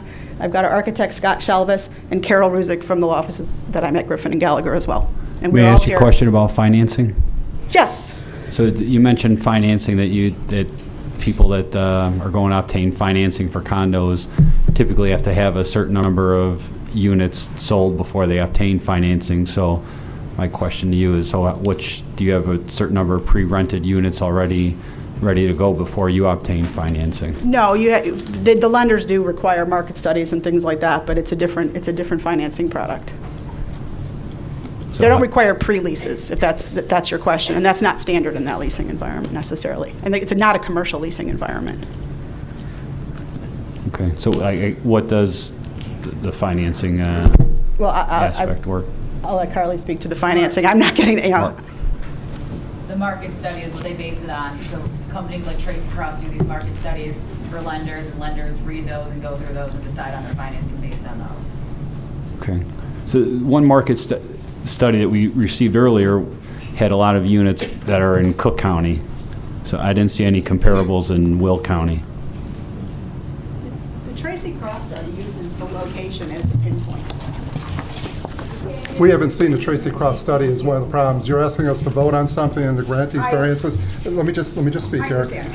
You just brought up the Tracy Cross study. We just today received an executive summary of the study. We still haven't seen the study, and I'm wondering how in the world we can make a decision without seeing what you're talking about here. Kind of the same thing happened at the workshop, is that you were citing these studies that we never seen. Staff got that day. So, I mean, again, I'm going back to the fact that we're not really all on the same page here, because we're not getting this information to look at and to make sound, educated decisions about what's going on here on a timely basis. I understand that question, and what I would respond to that is, we're not going to put the money into the ground on this if we didn't think we could do it. I mean, this is our money to lose, and so if we didn't think that this supported it, and we didn't think that we had it in place. I understand that the study went to Paula this morning. I understand that it just came in this morning from Tracy, but this is not we've seen the market studies. This is our business. We've done other product. My client has done other products. We know that it's there, and it's not, the question is something that we've looked at for sure, because we're a for-profit company. We're not looking to make a charitable donation as much as we think it's a great area. And I respect what you're saying. Before you leave the stand, I respect what you're saying, but understand that every one of us is a resident of this town. I know. And we stand to be held by the public for whatever decision we make. But you're asking us to make decisions with incomplete information. I understand. I understand that you're looking to spend whatever it is. I have no idea. We asked the question last time. Hopefully the architect can tell us approximately what we're looking at for the project here. But we are residents here. I understand. We're not here to make money. We're here to make sure that this town prospers and grows the way that I think we all hope for our kids that it grows. I understand.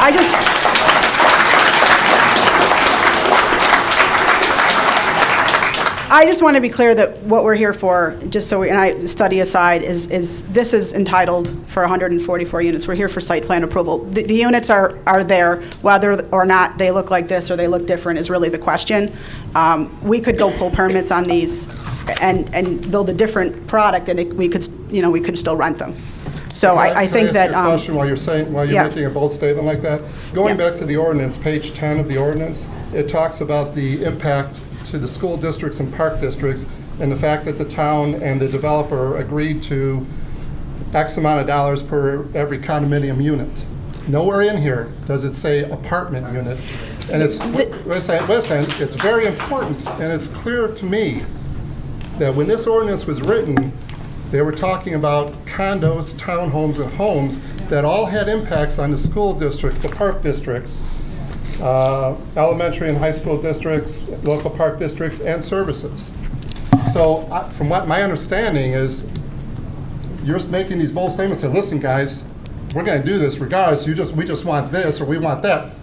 But as I read this ordinance, I get an interpretation that's completely different than what you're getting. Because I'm asking, okay, so are you guys going to be paying Impact fees on, the impact fees for the local and elementary schools like was water stated in this construction ordinance? funds, sewer construction Yeah, funds. yes, all of that stuff is accounted, all of the densities are accounted for in the schools, and we're subject to the ordinance. So the unit count, whether it's apartments or condos, doesn't impact those ordinance fees. If they're in there, we've got to pay them on a per-unit basis. And in terms of the density issue, when the school district fees and all of that stuff is computed, and they talk about this when this project was done, all of the density was factored in then. And so the 144 units that the site is allocated were factored in at that time. We are subject to the ordinance fees that are in there in terms of the school fees and impact fees, for sure. Thank you. All right, thank you. All right, thank you. As was stated earlier, my name is Steve Gregory. I'm with the engineering firm of Erickson Engineering. I'm actually the landscape architect on this project. I'm a registered landscape architect in the state of Illinois. I've been doing landscape architecture and land planning in the Chicagoland area for longer than I'd like to admit, but about 30 years. So I understand your concerns with the ownership issue. What I'd like to focus on is how we've arrived at the site plan and why we're excited about this project. And again, our team consists of the developer who you've met, Scott Shelvis, the architect, who will be up here in a minute to talk to you a little bit more about the actual materials. We also have engaged a civil engineer. We have not gone into detailed engineering because if the site plan is not something that you're going to approve, we don't need to go through all those documents for no reason. Similarly, we've looked at the landscape. We've made a lot of changes to that based on comments we've gotten from staff, and we'll certainly continue to work with staff to better that and make those items as good as we can per what the staff is recommending. And we fully intend to do that, and certainly that's part of the process that we will have to do before we can go forward. We realize that, and we understand the ordinance, and we're very close on that. This just gives you a brief, some images of some of the products that this builder's has done in and around the Chicagoland area. Probably the closest one that you might be familiar with is the Cooper's Hawk, which is actually not a residential building, but it shows the level of detail and some of the elements we're going to put into these buildings. Is that, going back to Cooper's Hawk, is that all brick construction Scott, is that brick? throughout the? Yeah, that one's all brick. All brick? Yes. Okay. Again, I won't belabor this much more, but one of the aspects of this that was touched on was just in terms of the overall corridor. the 191st Street corridor has been developing over years and was planned, we agree with the way this was laid out, with the lowest density, furthest away, and building intensity and land use as you get closer to 191st Street. Similarly, as you come into the intersection of 80th Avenue there, that was foreseen long, long ago as a good location for the potential for good tax-generating commercial uses for this community, for this area. As the people come into this area, the demand for commercial development in those areas is going to increase. Had we not seen the downswing we saw, very likely some of this would have already been happening. I think that as we get more residents in the area, you're going to see that increase. And we liked what we saw in that site planning, and that's why, again, we wanted to pursue this site for our project. Again, this goes into that original plan and how it was laid out in terms of the anticipated, again, it's labeled condos and apartments. That's what it was labeled. I'm not going to debate that issue. We've heard people's positions on that. We understand your position. We hope you can understand ours as well. We did look at, and this came up a little bit earlier in Paula's review, was buildings 14 and 15 are closer to the existing townhomes than our project will be. Our closest building, as Paula had depicted, was it's about 195 feet away. We looked at these buildings, and building 15 is roughly 165 feet away, and building 14 is about 158 feet away, and that parking lot would be 50 feet away from that, and that distance is to the corner of the unit, not to the property line, just so that we can look at kind of where we're at and why we feel that the buildings we're proposing, while they're larger, has allowed us to condense that building footprint and increase the amount of green space. And we think that's a huge plus for what we're doing. May I have a comment on Sure, that you can. last slide? So I was out at the site, and so the pumping station, you'll be on level with the pumping station. Is that correct as I'm far sorry. as grade level? The dog park, you mean? You said Correct. okay, yeah.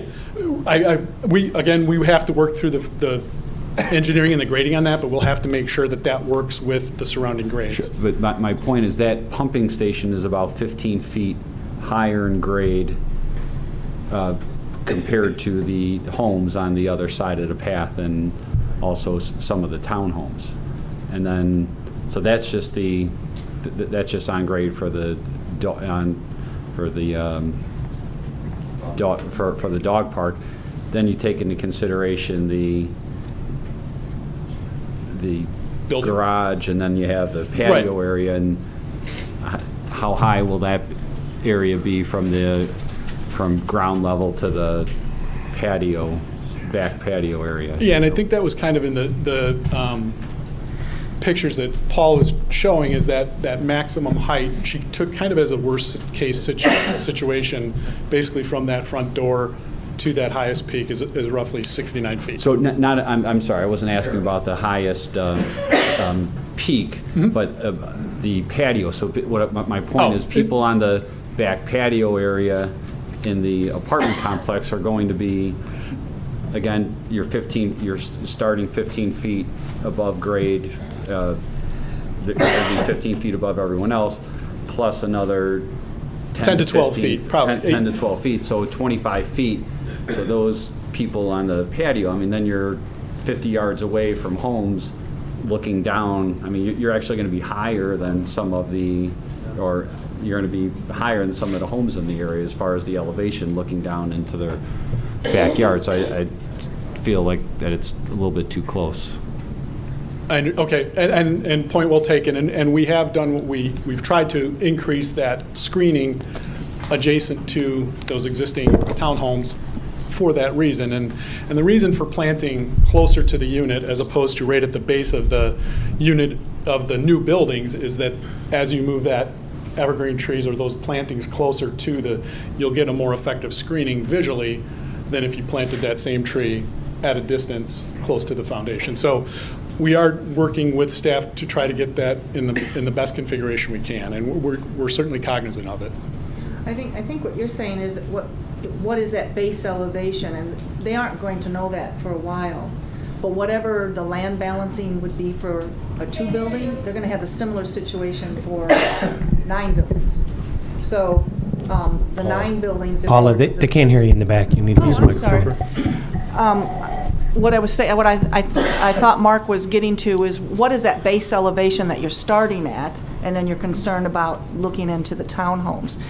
They don't have their engineering, so they're not going to know that. I think comparing apples to apples, though, is what might be more relevant is the approved plan for the 9 buildings at the same, 4 stories plus underground parking is going to be similar in height to the proposed building. So whether it's looking out from an outdoor deck or looking out from windows, the perspective is going to be the same, except these buildings would be further away from the townhomes. I understand. Does that make sense? No, I do understand what you're saying, but Okay. you're having a it's one thing having a building that you're looking from, maybe from your window out to someone else's window, but if you have like a gathering area, then it's just you're up above everyone else looking down into the town and townhomes. So yeah, it's just. Yeah, at the sort rear of the building. It's at the rear of the building. I mean, I grew up in the city, and houses, you can reach out and shake someone's hand next door, but this is it's like having a deck, and then you're just kind of like, it's one thing, having your house right next door, but having a deck where you're just right on top of someone else looking into someone else's house. That's privacy issues. Thank you.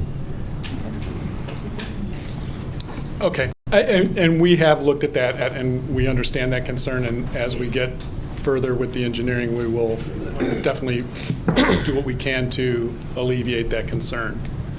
Moving on to our goals for this project, and I know that it was stated that, and adequately and properly so, that you are residents of Tinley, and we are not, but we want to become residents by virtue of doing this project. So it's very important to us that we achieve goals for the long-term viability of this project. That's why we wanted to make sure we have the infrastructure in place and provide a lot of amenities so that this becomes a viable long-term complex, not something for the short term. We want to create additional housing opportunities for people who want to stay in Tinley Park but may not want to own a unit. There's, as many of you have seen in many different studies, there's a trend towards rental units. Not what I grew up with, probably not what a lot of people grew up with, but it's changing. But a lot of people just don't want to own. They got scared or whatever when in the downturn in the economy. And there's a lot of people who just don't want to own for whatever reason. That's part of why we're reacting the way we are with wanting to do the apartments versus an ownership situation. So it hasn't been come to or arrived at in a vacuum. We're reacting to the pressures we see on the development side and what the demand says is out there for rental units. And then, again, just generate more open space. We were able to take this, and provide 4 acres of open space on this site, which is 53% of the site is going to be open space, which we feel is a great plus. It allows us to provide a lot of those amenities we were talking about and get into, some of the specifics of the site plan. We have the outdoor patios with the grilling stations, the pergolas, some fitness stations that we'll have spaced out around the site, a connecting walk so that people can go out, walk around. The idea is you go station to station on those, and for your exercise, there's other things we're considering with Frisbee, disc golf. The dog park will be rich with amenities for dog owners. There's a ton of dog owners, people who love their pets, even in the recession, love their pets. did a lot of animal hospitals during that time, and it's an increasing demand that we've seen in the market. And then also those patio areas that you were referring to. Those are the raised areas at the ends of each of the buildings. One of those is the one you were referring to that's closest to the townhome areas. But that was something that we wanted to make sure we provided indoor parking at a 1 space per unit ratio, and then 1 space per unit on the exterior. So that's how we got to our 2 parking spaces per unit. And in order to accommodate that, the suggestion was that we put that underground, whereas previously, as Paula had depicted, we had that in the garages that kind of wrapped around the back of the unit. And we, again, agreed with staff on that and felt it was a plus and worth going to the expense of raising that building up. So that's kind of how we arrived at the plan that you see before you now.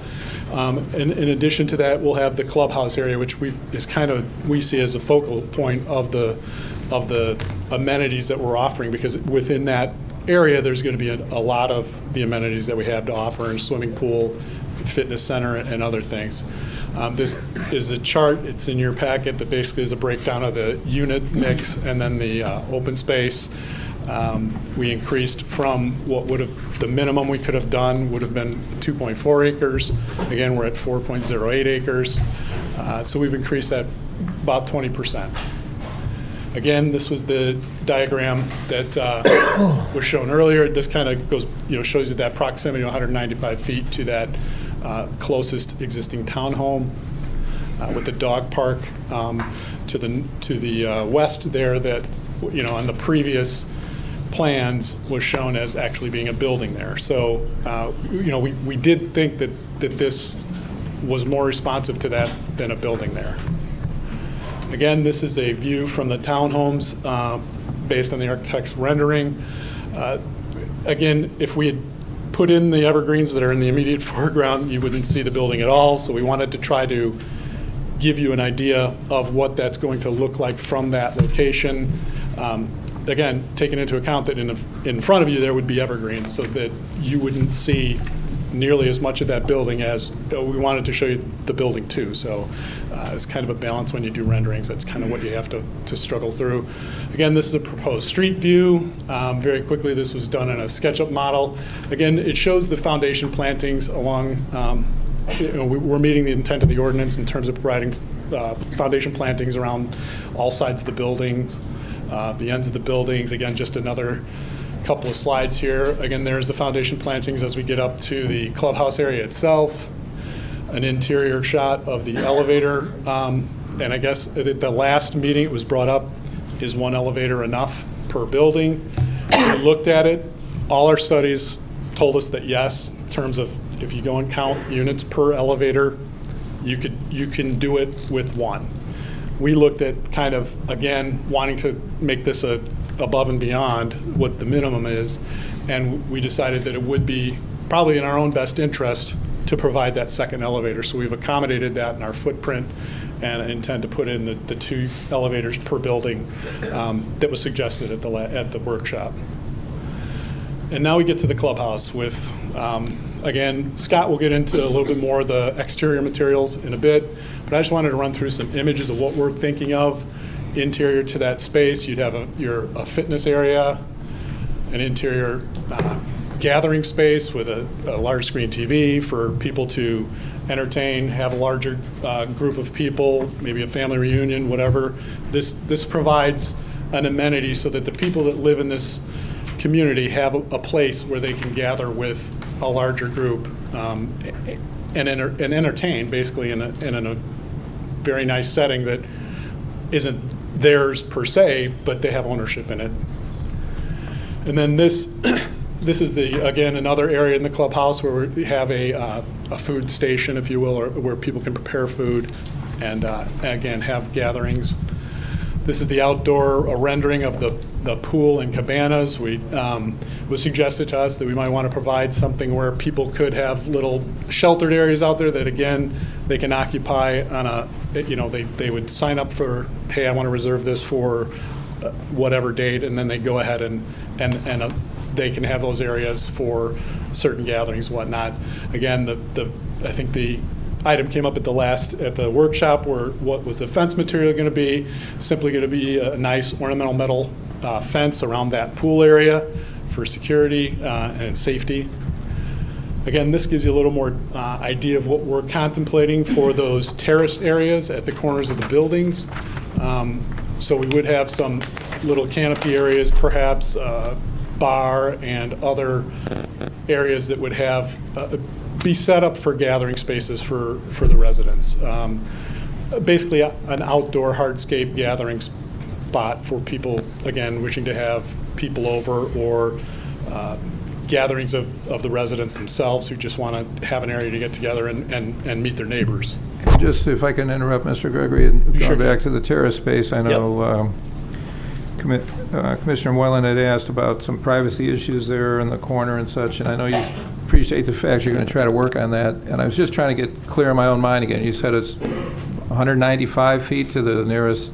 To the corner of the nearest townhome, correct. Nearest townhome, so it's close to 200 feet, so if I understand correctly, depending on what single-family neighborhood you're talking about, it's anywhere between 3 and 4 lots, if Yeah. you will, from there to the, and what are we talking, to the corner of the townhouse? Yeah, so that's to the nearest corner of that building. Okay. All right, well, I'm just trying to get in my own mind what that, yeah. One of the things we Okay. talked about in our staff meetings, and I don't know, I gave them a suggestion that they look at doing something with that roof garden, if that is indeed a concern of the commission, either by way of landscaping or a wall. I mean, they could, for example, the corners are accented with a brick wall. They could look at something, kind of enclosing that, if that's something that is a concern. These are the things that the commission can request if Yeah, they I mean, I would think the tenants would have the same kind of concern about privacy as opposed to hanging out there, who knows? And there are a number of solutions we can work with staff on, and the board certainly, where you would, there's a product that's called green screen, and basically it's a mesh that's very rigid, and you basically put it in planters, and then you can grow ivy or other plants up that, basically creating a visual screen with green plantings rather than a wall or just a fence. So that we have considered that. Right now, we're not exactly sure how we want to address that, but we certainly will listen and work with you to make that happen. Okay, thank you. Can I ask one question about maintenance? Yes. Because you've got your 2 patio areas, you have your dog park. Unfortunately, people don't have a tendency to clean up after themselves and their pets. I know there's no doorman, but is there going to be an on-site manager that's going to be in charge of upkeep and maintenance? Or? Yeah, there will be, and Carly can address this in more detail, or correct me if I misspeak, but yeah, the intention is that there would be a maintenance service employed, and that to the extent that we can, if we see violators, there's going to be basically a code of ethics for these people to abide by who live there, and they will self-patrol. Similar as you would have anywhere else in town, there are things that people will have to abide by, rules. And so we will do our best to make sure that is taken care of, and that any violators are held accountable. Again, this is one of the outdoor grilling stations. This is actually one that's located down at grade with more grass area around it, with a fire pit in the interior there. That's the square rectangular, and then actual grilling stations with a running sink and a bar, basically, area to sit and entertain and have a gathering. We are going to include interior and exterior charging stations, probably 2 per building. At least that's what we're contemplating at this point. Just again, reflecting the trends we've seen and trying to encourage people to who want to have electric cars to make sure that they can in this location. Again, bike storage, this is just what's contemplated. These are not going to be exterior but interior. But I know it came up, and we wanted to make sure. And again, we were encouraged by staff and just by the trends that people are, exercising more than they used to, and there's a demand for people who want to have bikes to be able to live in this complex as well. Again, the dog park, this is a artist's rendition, if you will, of the different amenities within the dog park that we contemplate in terms of people who may want to train Fido more than I would, but that's up to them. Again, and this would be the fencing for the perimeter of that beyond, and again, this is basically chain link fence, black chain link fence. And on the exterior of that, in our situation, we have landscaping all the way around that, so it's not going to be as visible. After working on a number of animal hospitals over the years, the straight ornamental metal fence, like what we showed around the pool, doesn't work well because you have little animals that can get out and in through that. So even if you do that, you end up having to put a mesh behind it. So we thought that this was the best solution for our situation. And again, we're going to landscape in front of that so it won't be visible from the outside. This just gives you an idea of the kind of the fit and finish we're looking at for the interiors of these spaces. We're not looking at your standard Formica countertops, and we're looking at high-end materials. We're anticipating, again, with all the amenities that we're putting into this development, and the rents we're going to command based on that these are not going to be your standard finishes. These are going to be upgrades. Just typical ideas of what we want to see in there.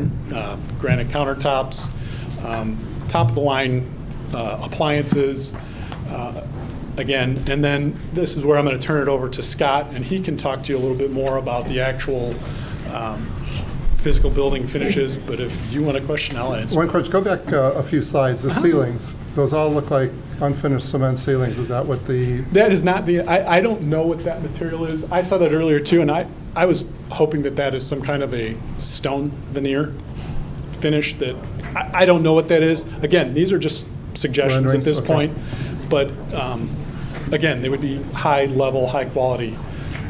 Again, based on what we're going to ask for rents, they're going to have to be. In any event, it's not going to be just rough cement ceilings. Yeah, okay, gotcha. Okay, at this point, I'll turn it over to Scott Shelvis. He's the architect on the project, and he can talk to you a little bit more about the actual finishes on the exterior of the building. Thank you. Thank you. Thank you. And I'll be here for questions. How are you doing? My name is Scott Shelvis. It's your last week, our last time. We have samples of the boards. The slide you're seeing right now is the brick samples. And basically the stamped concrete as well for the bottom portion of the building. The thin brick that we're proposing to be attached to the precast is an actual brick material. It's the same material you would find on a person's house, except that this brick is only a half-inch thick, and it's grooved on the back so that when you're embedding in the precast, it basically has a better hold to it. But it's the exact same material that you would see in your normal house. So when we're doing the clubhouse and the main buildings will be the same brick. One's going to be a half-inch, one's going to be 2 3/4 thick. That's all. That's the only difference between the two. We are asking for samples for the precast right now. It's a form liner. They've ordered it. We're just waiting for them to come back and give us actual sample for you to review.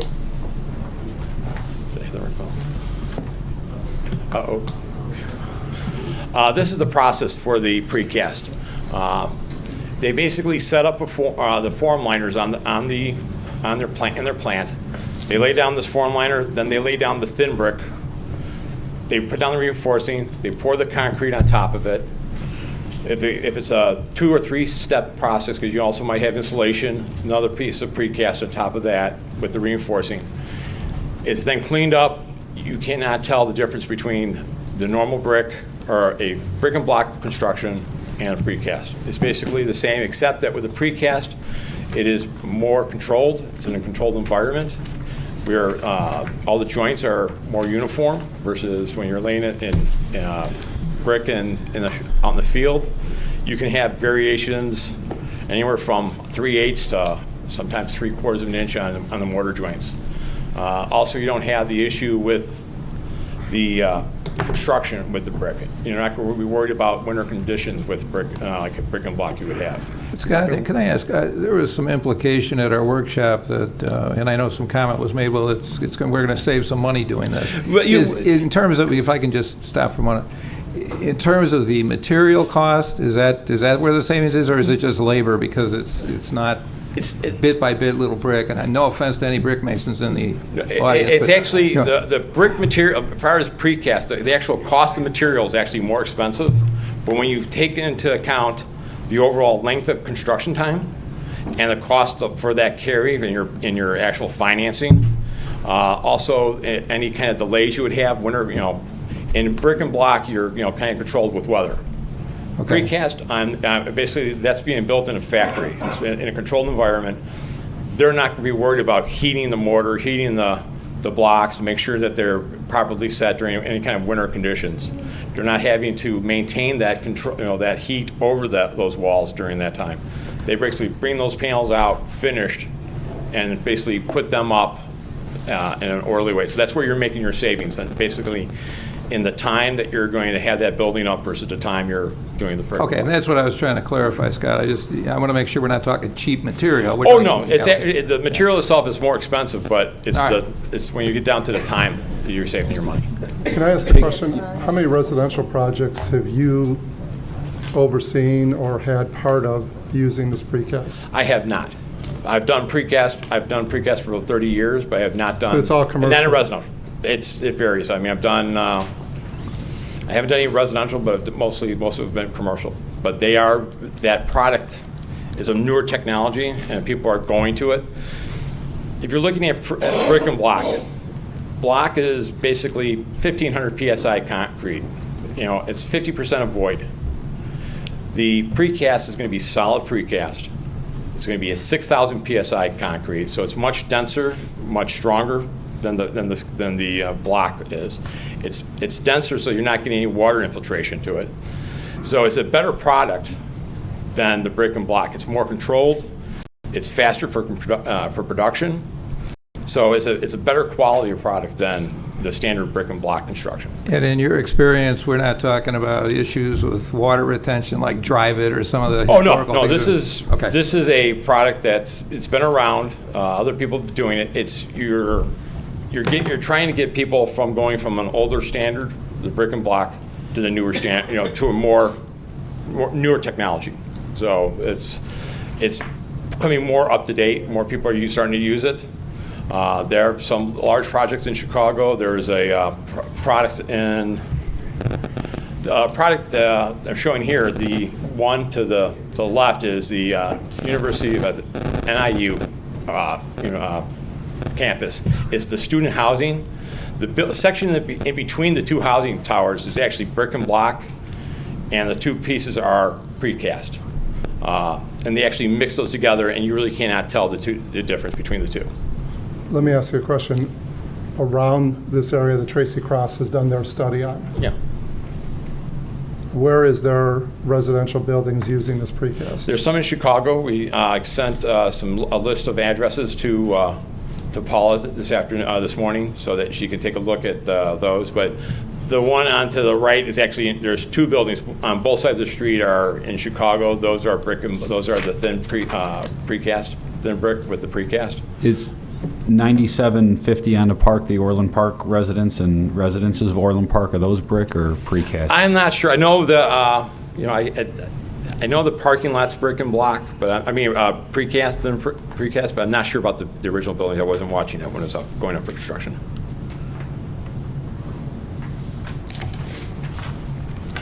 Yeah, I think maybe Commissioner Croner was getting at is that you're toting it as luxury apartments well, you're looking at a superior product versus the brick and block construction. It's not you're looking at, again, the block is a very porous material. It's labor intensive just for stacking. It's going to be a long time process to build the building. It's going to take probably a year and a half versus maybe 12 months, maybe 2, for doing it in precast for both buildings going up, where you might take a year and a half to do one building, because you have to coordinate several different contractors. You're dealing with a mason, then you got to have the precaster come out, drop the planks on, because you require precast between floors. Then you require have the mason come back, build the walls. Where in a precaster, he just comes in, he can start from one end of the building and just work his way all the way to the other end. Because all the planks are going to be done. So he'll have the slabs done, he'll be doing the slabs and the wall panels and all those will go up in one shot versus going back and forth. So that's where you're saving your money on time. The product itself, when you're going looking outside, that brick is the same brick that you would see if I did a brick and block wall. It's just the thickness of the brick. What's behind that brick is basically it's going to be 10 inches of solid concrete versus 6 or 8 inches of 50% hollow CMU block. So the precast is a much better product. The actual cost of the product is actually more. But Could you explain that again? Because we had these same questions in our staff reviews, and I think you explained it to us a little bit better. Oh, sorry. I said, we had the same questions in our staff review, so forgive me, but you gave a better explanation when you talked to us. So I think what you need to tell them again is, when you do the brick by brick, tell them what is on the inside and what is on the outside, and then when you do the precast, tell them what's on the inside and what's on the outside. If you could tell them that again. When you're doing a brick and block wall, you're going to be doing that in several phases. You're first going to be building the block wall coming up. Block meaning? The CMU, the concrete A masonry. cinder block with the holes in it, right? Okay. It's 50% hollow, 50 to 52% hollow. You basically then have to grout it, reinforce it, waterproof it. Then you got to put your brick up afterwards. You cannot do the brick, now by the codes, you got to have a water barrier on the exterior of that CMU to make sure you don't have any water infiltration. Because the brick will leak. The mortar will leak. Guaranteed. There's nothing that stops it because it's a porous material. So what you explained to me, and again, I just want to put it in laypersons, you're an architect. Everybody knows what a cinder block looks like. A cinder block, then they have to have waterproofing, and then they have to have a regular brick like we all see. Right. Right? Okay. Versus the precast, which is basically the half-inch thin brick. It's an actual same brick. And it's basically embedded right into that precast. So then you got 10 inches of concrete behind you. It's better for sound, better for thermal performance. It's better for water filtration. It's 6,000 PSI. It's very dense. You're not going to get any water going through that like you would in the grout and mortar. What impressed us is he told us there was 6 inches of a cinder block that was porous versus 10 inches of solid concrete. Right. And then the brick on top of that. So it was much wider. And the soundproofing, because I remember when we had the hotel, we were worried about that as well. Yeah. With the 10 inches of concrete, it's much more. Your sound waves do not go through that as much as it would go through block, stud walls, anything else. So you're going to have a much better sound control with that construction. It's a much better quality control. It's done in a controlled environment. It's not done out in the field. You're not worried about how many crews you got out there, if you got the best crew going out that day or not. It's a controlled environment. They do a control to make sure when it's done in the shop, comes out there, it's a perfect panel. And we basically will, and the size of the project, we'll end up having a sample panel out there to make sure that the village can come out and look at it and say, this is the standard we want to look at that panel. And that's what they're going to have to match. You understand, Scott, I think some of us have questions about this precast is because the example that you give is student housing. Yeah. Student housing isn't exactly luxury apartments. It's show your picture here, precast. It's the finishes, though. And then I'm asking for examples in this area, and there seem to be none of residential, this precast. You say there's addresses. I'd be interested in seeing the addresses, but even if this is one of the buildings here in Chicago, or the 2 buildings here in Chicago, my guess is that those rents... You won't. The problem is that brick and block. You're not going to tell. You're renting something. You're not going to say, "Well, I'm renting because it's a brick and block." That block is behind it. No, I understand, you won't know what's behind that wall. But my concern is it's not being used in residential area and residential buildings, as far as we know right now. And you're going to probably, hopefully, prove us wrong, which is fine. But there must be a reason why it's not being used in residential and it's only being used in commercial and industrial buildings. Because it's a newer technology. The commercial guys went with that product and with precast for over 30 years. I mean, when I started out 30 years ago, I was doing precast all the time with different, commercial projects. All right. Right. But then I That think- technology is basically coming. So it's developing technology. People are starting to pick that up more because they start seeing the benefits of it. But it's it's hard for people to go, okay, I want to go from brick and block, I know what that is, to something that's newer. But it's the same product. You're still getting a masonry product. And you were about to tell us, I think, some addresses, Scott. I know. I think Paul Paul has it. yeah. Paul has a You list of showed me addresses. some this morning, I haven't had a chance to even research Can you them, but send we them can. to the Yeah. certainly. committee, please? Yeah. Or the Certainly. commission? Okay, so you've got those. Yes, sir. All right. And I think to Pete's Saves me point is taking you have projects in the village already that we can look at, being the current condominium, the current condominiums in Brookside Glen that are brick construction, the 183rd Street, right on, was it the, When you look out from the 70, outside, though, that's solid. you're still seeing the same brick. You're not going to see anything different between when you're looking at a brick and block wall and a precast wall. You're still seeing that thin brick you're still seeing a brick surface on the outside. There's nothing, when you look outside, you can go up to, actually, I think I have a blow up. This building, the section on the left is basically thin stone. The section on the right is brick and block. There's nothing, basically they actually connect the two buildings together. They're basically, you cannot tell the difference from the exterior. The only thing we had questioned, I've seen the technology advance over the years, and I've taken exception to the vertical panels. And the reason why, because as I was mentioning, it doesn't look natural. Right. So I think horizontal is a more newer, I guess, technology, and I think that has improved the aesthetics of those buildings. And again, we're not talking vertical panels. No, we're talking about Okay. what they call spandrel panels, basically horizontal panels. And again, we're just saying, this technology, this is allowed by the village code. So you're going to have is this depending on how much brick you have on the outside of the surface, and the brick that we passed along. If it's a brick and block, it's just going to that piece of brick is just going to be a little bit thicker versus the thin with the precast. It's just that you're going to have a much harder back. The backing is much stronger than what you would do with the CMU. I wanted to ask them to give us more local. These addresses are not local, so. I'll ask them, well, that is one precast manufacturer. I'll ask several others to. Yeah. I don't want to ask, I mean, they can certainly go to Chicago if they want to, but I would think you could find something closer, the North Lake or River Forest. This is the balcony railing we're proposing on the project. It's a wire mesh infill panel with a tube steel railing. This is nothing, just basically a detail showing it. It's going to be 36 inches high, meeting standard codes, and the mesh itself.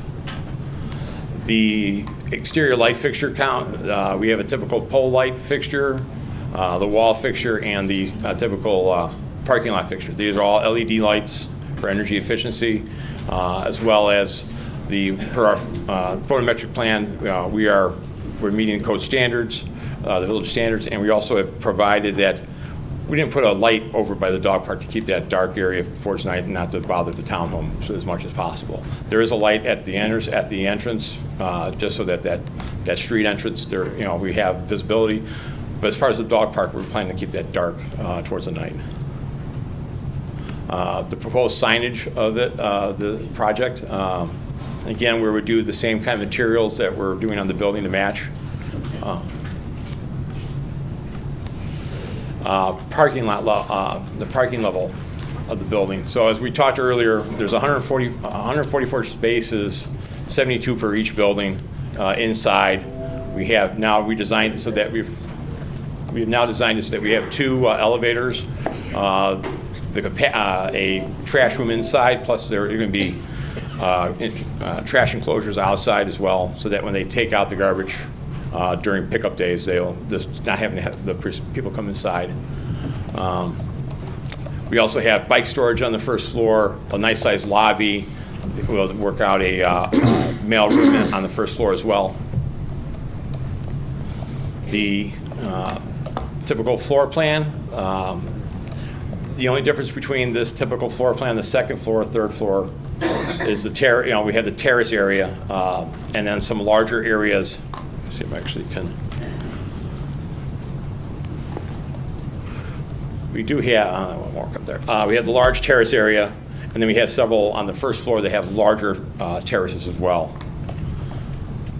On the third floor, again, the typical. Fourth floor, we basically, the only difference between that is the middle units that we basically added some additional balconies on the top floor. And that should be.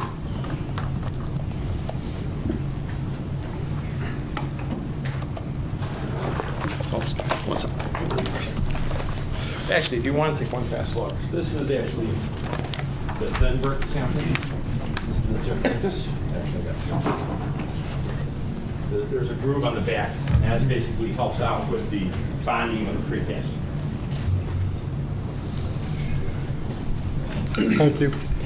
And as I had started my presentation earlier, we did look at the Tracy Cross study. We had that done based on recommendations that were brought forth, and our concerns, our own concerns for the viability of this. And this is just a quick, I know you guys just got the report today, and we apologize for the circulation of that.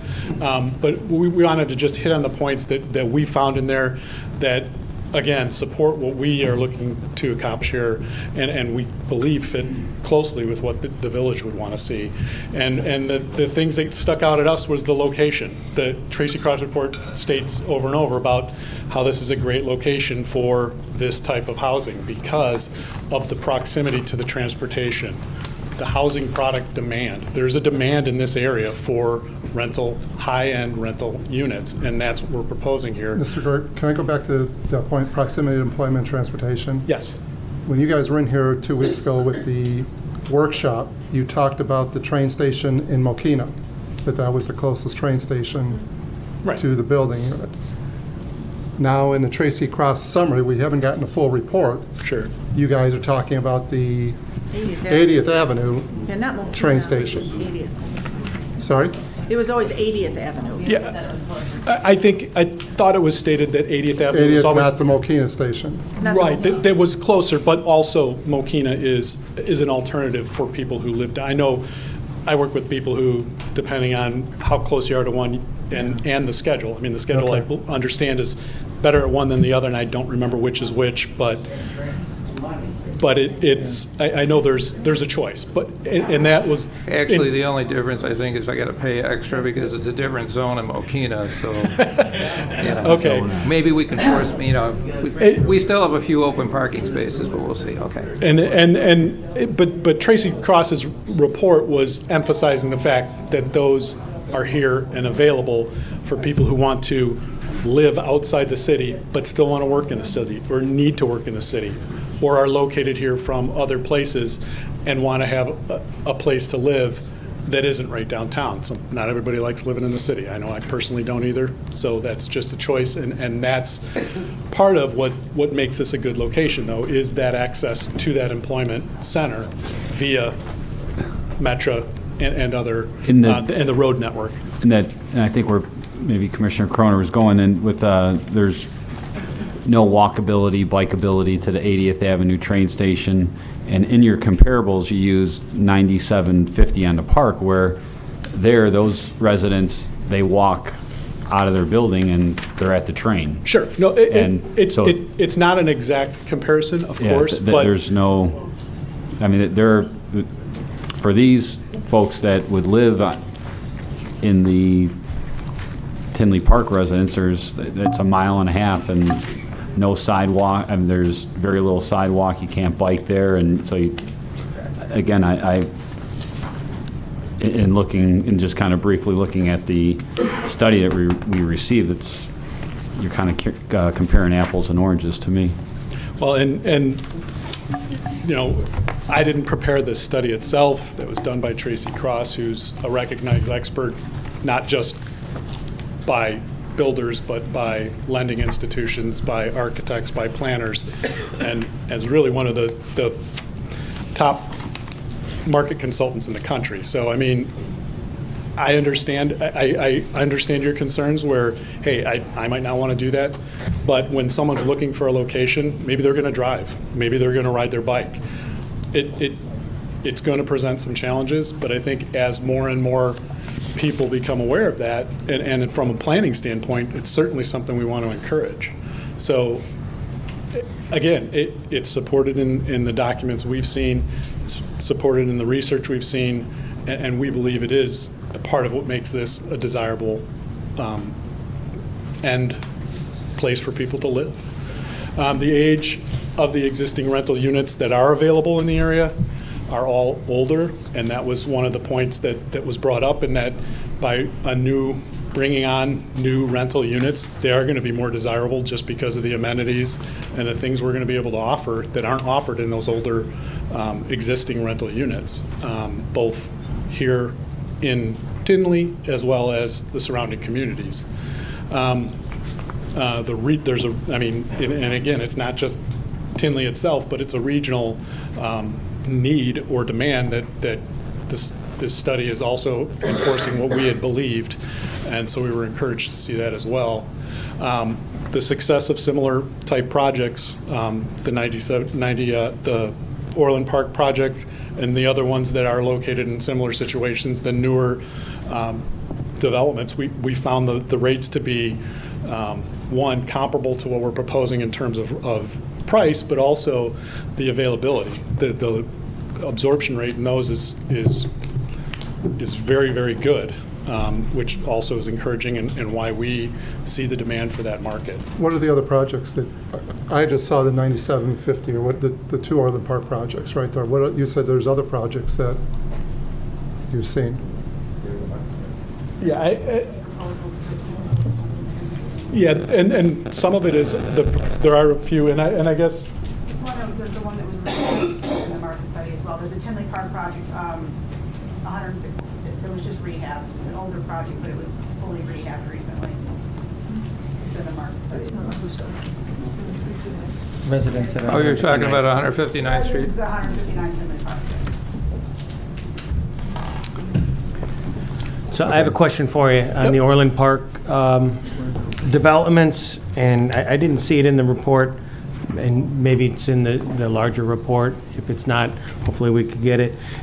The 9750 on the park, the last meeting we talked about a 3% vacancy rate. Here it says 4.7. I would assume there's a timing difference there, an estimate. One of the concerns that I know has been expressed by the public with respect to your estimated rentals here, the rental range, and what's kind of supported in the report. To your knowledge, those Orland Park ones, to achieve those occupancy rates, have they altered their rentals? It's actually gone up. They've gone up? I just was told, yes, they've actually gone up because the demand has pushed the rates going up. So, and I don't know, Carly, you want to touch on that, or Andrea?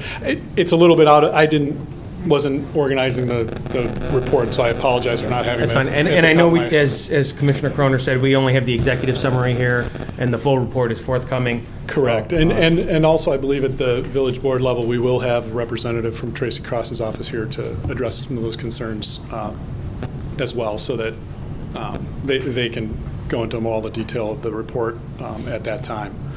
We really wanted to focus on the site plan and the issues here at hand, so they don't get clouded amongst the other issues. So with that, I don't know, did you want to get, Andrea's going to get up? Can I ask you a question, Mr. Gregory? You can ask me a question. Tracy Cross, is it within their scope to be able to commit one way or the other, or submit an opinion one way or the other, if this precast thin brick, if putting up these buildings would hurt the value of properties that were done in solid brick in the immediate proximity of the product?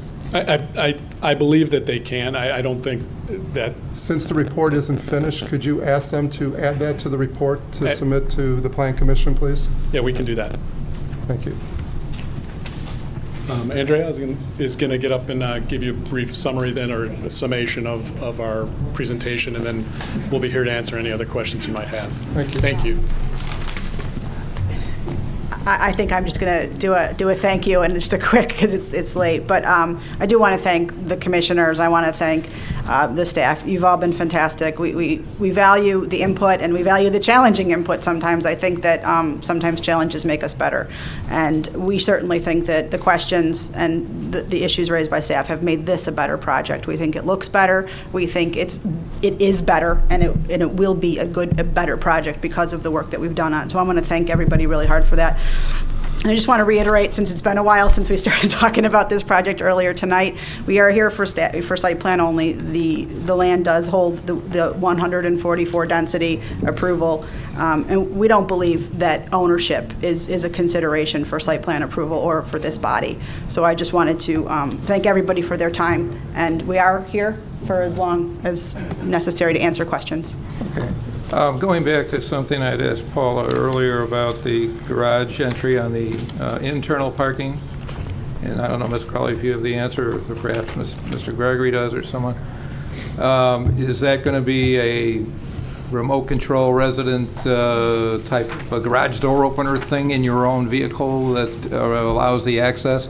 Yeah, that's what we anticipate at this time. Okay. And if we have to, or if there's a better system that we come across, we're certainly going to look at whatever works best and provides us the most secure Okay, I mean, because I know operation at this point. in terms of the site plan we're looking at now, I appreciate the fact that we've expanded the amount of green space, and one of the reasons we accomplished that is because you agreed to put the parking in this manner. I just want to make sure it's secure. I know we had some questions about security cameras and a few other things, so I just want to make sure we're on the same page with that. Okay. Yeah, thank you.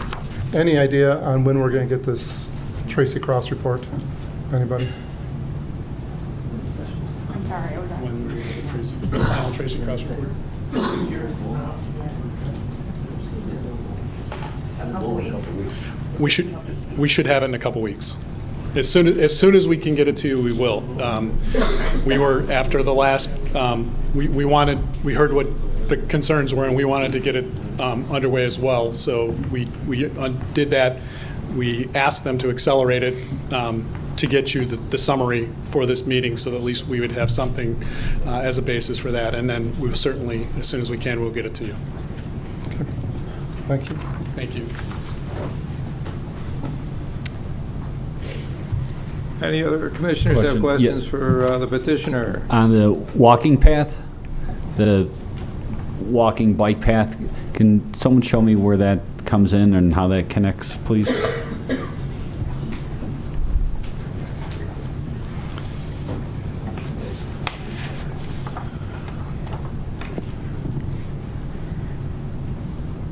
Sorry.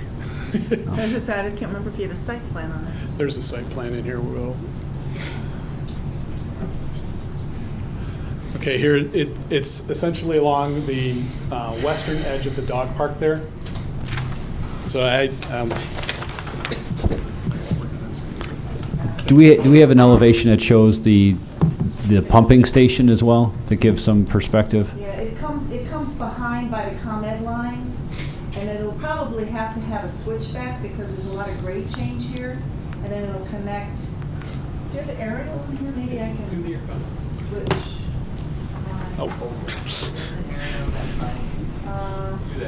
So here, this is better. So it'll come around the back of the units, and then here's the pump station down here, and the actual bike path runs along here. So that's the destination will be. They're going to have to engineer it. They're just showing an alignment now. Depending on what the engineering is, it may be a switchback. They're going to have to meet the grade of the existing path. Okay, because there's not the grade and the elevation, and then there's also a little creek. Right. That it's definitely a challenge, and we'll have to make that work somehow. So we are aware of some of the challenges there, and once we have the engineering, we'll be able to give you the more detailed information of how that's actually going to get configured. But Okay. the intention is for it to be along that western edge of that dog park area, Okay, at least as it is on our property, and then we'll have to make that connection.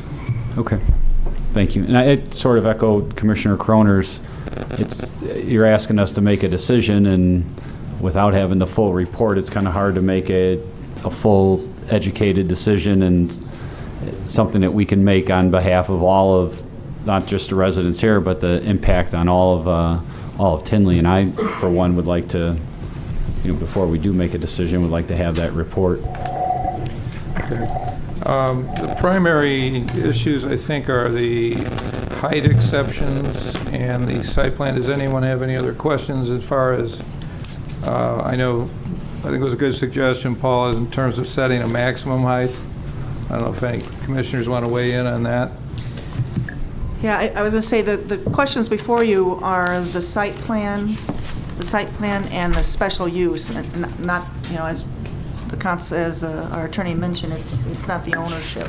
I think they provided the market study because you had requested that. Hold on, Paul. The market study, I think, I don't think it goes directly to the ownership. I think it's to the viability of the project. Yeah, Provided. right. Thank you. I think that's 100%. And that's, I think, the biggest question we had was some comfort level there, and but I just wanted to So make the sure two all the commissioners are outstanding, focused in height, terms of the I height was- as well. Yeah, I would say the height is, and the setback, the front setback, only because the UDO establishes a setback. I think it's questionable whether that's truly an exception, because the urban design overlay district only talks about non-residential buildings. So, staff, I'm not sure if anybody has imposed UDO on multifamily. Some people might consider multifamily commercial, so I think you have the opportunity to do that. We've imposed it on commercial. That's where we've imposed it before. Personally, I like to hear from the public on what they think of the setback, because I know that's folks that live there, it's going to impact them a lot more than it will impact, I think, any of us up here on the stage. But in answer to your question, Chairman, those are the only two exceptions that we've identified so Yeah, far. okay. So Mr. Chairman, if the other commissioners are done, I have some questions I've been holding back. I'd like to ask. For them the before- petitioner, before we take comments from the Absolutely. any objectors or anything else? Sure, Yes. go ahead. So up in the presentation, we talked about entitlement, right? So it's been clarified as to what is entitled without any sort of special use. So as I understand, what's entitled here is the 9 buildings at 16 units. Is that correct, Paula? Yes, sir. Okay.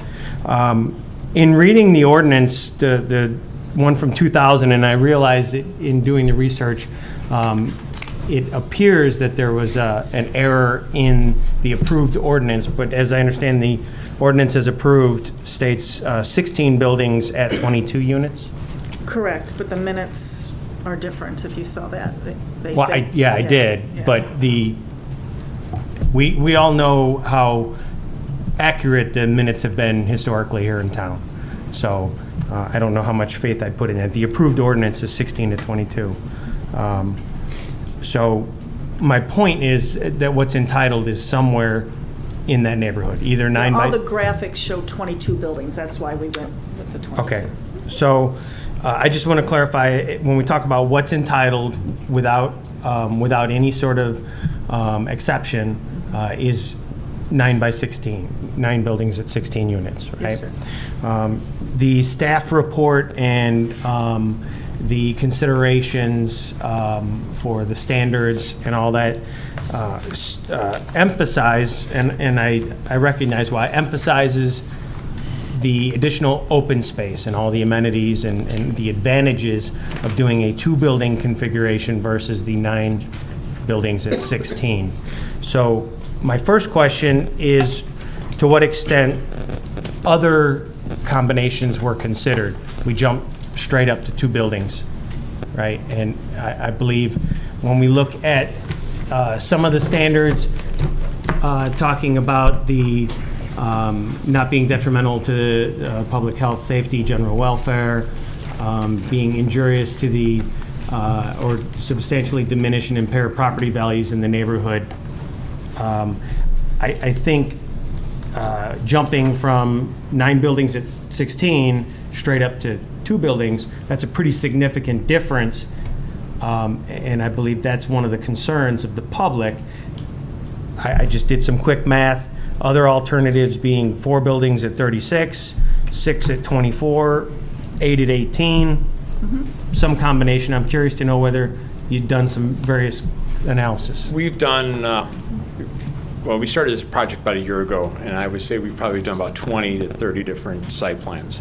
We started off not doing the 2 buildings. We actually started off more towards 9. And actually trying to fit that into the property now with the original zoning or the original site plan approval did not have the gas main. So you lose a building right there. So trying to still keep the density, because we were allowed for 144, we were trying, basically looked at different combinations, and the best way to open this up and working with staff was to basically do the 2 buildings. We tried it at, I think 3, we tried it at 8. It just didn't, you were getting a lot more building versus green space. You're not getting that kind of open space. It was very dense. So we were trying to give as much green space as possible, and that came out to be doing the more, basically the 2 larger buildings, but it gave you 4 acres of extra, open space versus going down to basically the minimum of the open space. Okay, I appreciate that, and definitely the open space is good, but the staff report and the application focuses on the open space and de-emphasizes the fact that we have 2 large buildings, which I believe is a primary concern, that it's not in keeping with the character of the rest of the neighborhood. So I realize the entitlement is one thing, and we're focusing on the density. I agree, the density hasn't changed, Right. but we're de-emphasizing the character that was approved. Well, if you look at the existing project that had 144 units in it, it was basically on a 5.1 acre site. It's a very much more denser product. It's only 40 feet, I think 40 to 40, at the nearest spot about 40 feet, might be some change. But those buildings are much tighter together. They actually start forming, when you start looking down the street, really start forming one large building when you're looking at it visually. With the curve we have here, we're trying to break that building up. We're trying to break up the silhouette of the roof. We're trying to do multiple things also with the color, the recess. We dealt with different heights on the facade as well with the terrace. One of the other issues we did the terrace was also to bring down more of a pedestrian type scale on some of the buildings. So we've been working with staff, as we said, for the last year, trying to come up with the best product for the village, ourselves, and we think that this is the best product. It gives us we're not going to have a real dense product, having all buildings across with no trees, no landscaping, nothing else on it. Brookside Glen, or the original Brookside, has no amenities outside. It's basically just the buildings. There's no clubhouse, no pool. There's really no outdoor space for people except for the minimum amount of green space. And we thought that especially with the market it is now, is the open space, the amenities that are drawing in the younger people as well, for the rent. So. Yeah, I appreciate and I understand the concept of where you're going with the market, as well as the amenities and the open space. If this my concern, as I said, with the public and the existing neighborhood and remaining in character with what the approved entitlement is there, this seems to go very much to the extreme. The only way you could go more to the extreme would be a single building. Well, as I said, we've laid out different site plans with it. It gets very tight. Trying to put some of these buildings, it gets very tight. You're basically putting building to within 5-6 feet of parking lot. So to get the buildings in there, it's not a square site where it's very easly to stack And I think, the buildings. I think that's a good point, Scott. It's a It was shape of my the site. It's kind of concern, unique. because you've got this curvilinear space here, and I think you raised good points, Ken, and it was a concern of mine as well, but I think visually, what we're trying to at least get to, I think, is a consensus for the commission and for all the neighbors here too, is that we're going to come up with the best project possible that's going to be something visually that does not act as a detriment to anybody's property values. And and again, I think the problem that I'm wrestling with too, if we expand the number of buildings you're eliminating green space, and I don't know if that's even going to help the area. But, you know, again, I think there's something else we need to discuss as we're going through here in terms of the site plan. I think I appreciate the staff's attention to this in terms of trying to get the parking, you know, within the building, so we don't have that out front and everything else, and I appreciate you working with them on that. But, you know, I guess, you know, you raised good points, Ken. Is there something that's better than what we're looking at here? If you've gone through this many iterations, I don't know, Paula, you know, is there anything you can show me that is going to knock my socks off better than this? If you go back to the Ford building option, Yeah. we actually, I think one of our original ones we actually submitted was a Ford building. And we didn't have the clubhouse. Sorry. We did. Thank you. We did not have the clubhouse because basically the space was just eaten up with the buildings. And the two, you know, you're basically going to have these 2 or 4 buildings, and they're going to be like 40 feet apart.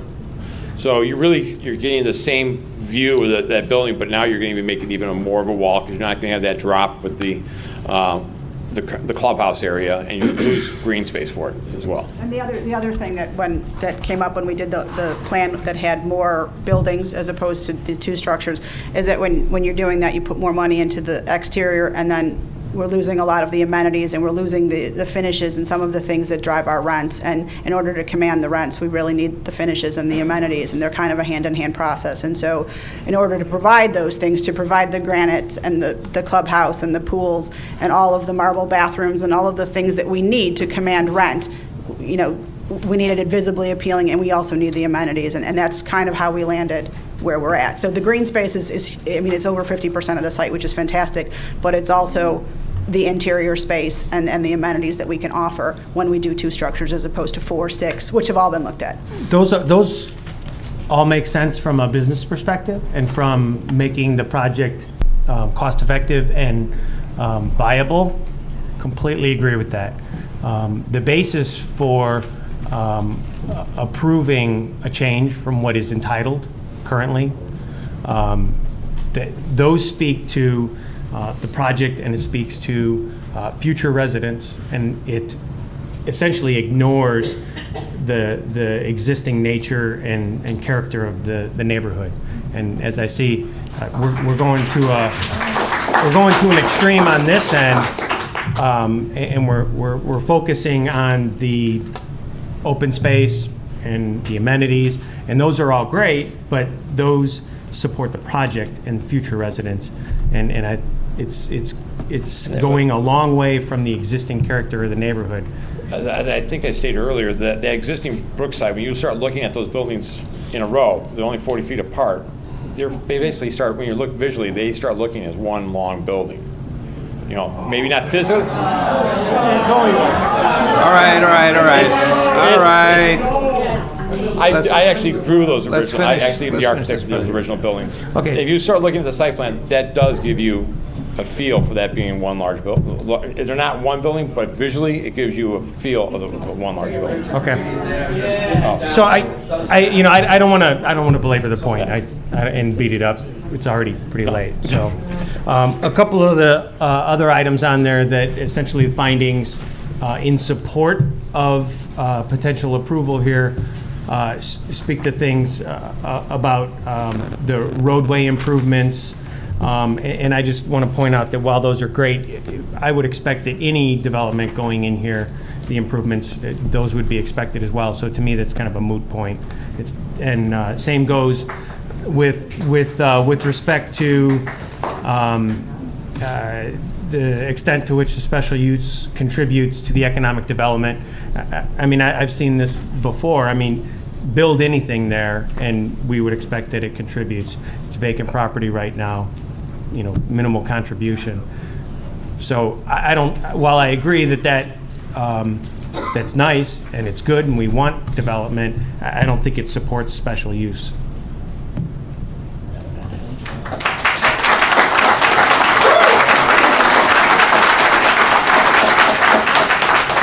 That's all I have. Thank you.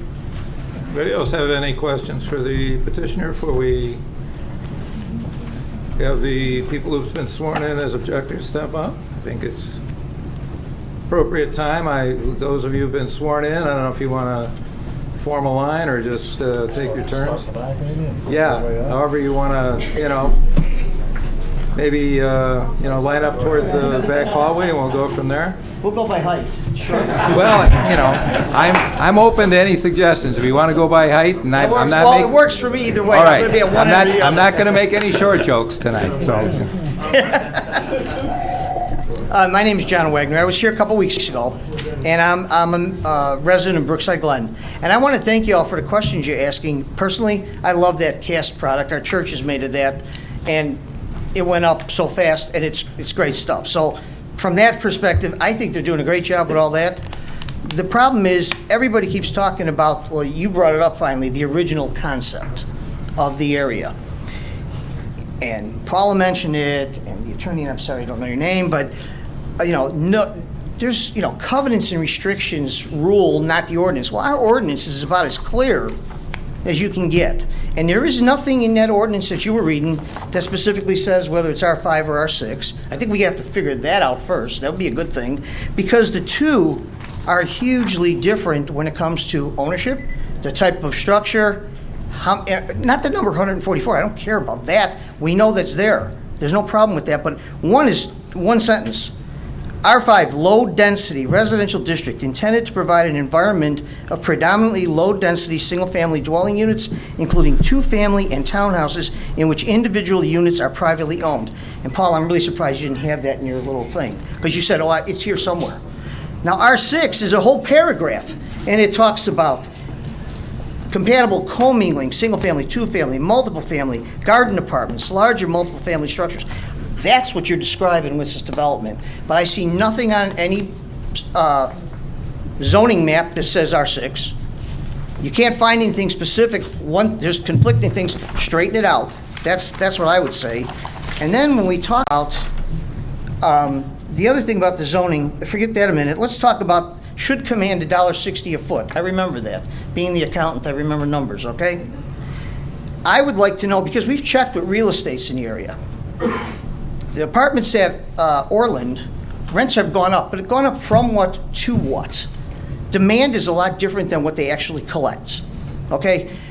You can ask $1,000 and only get $800, if that's what the market will bear. Now, they live on the train station.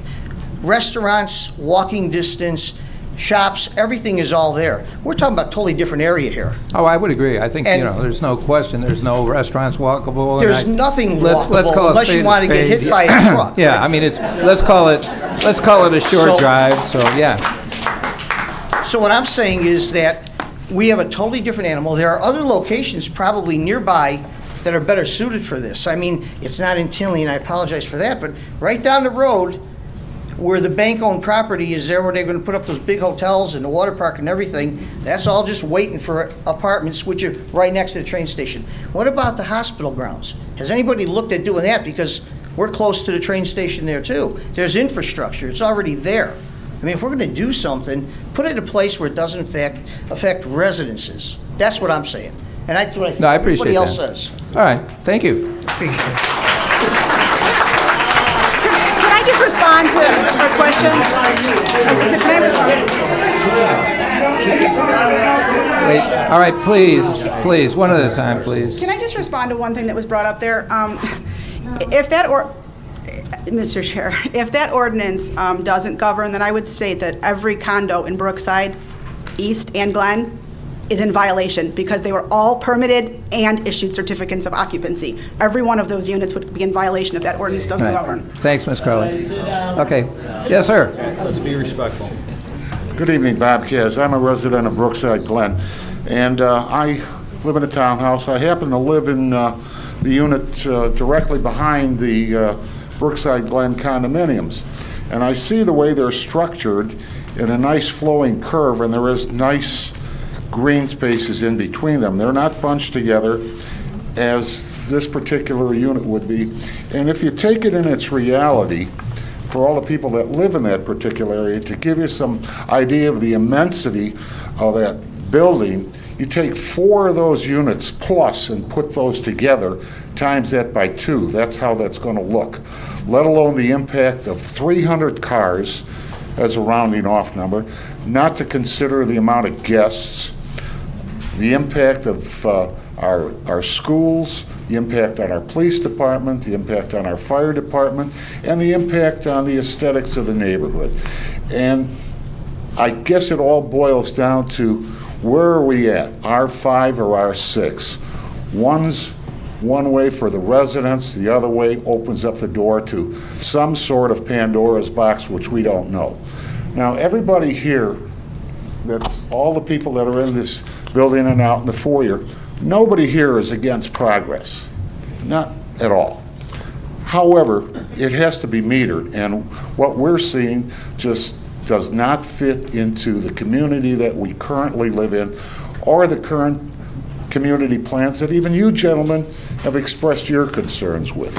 So I think that I like progress, and I just don't see that being progressive to the village of Tinley. Thank you. Thank you.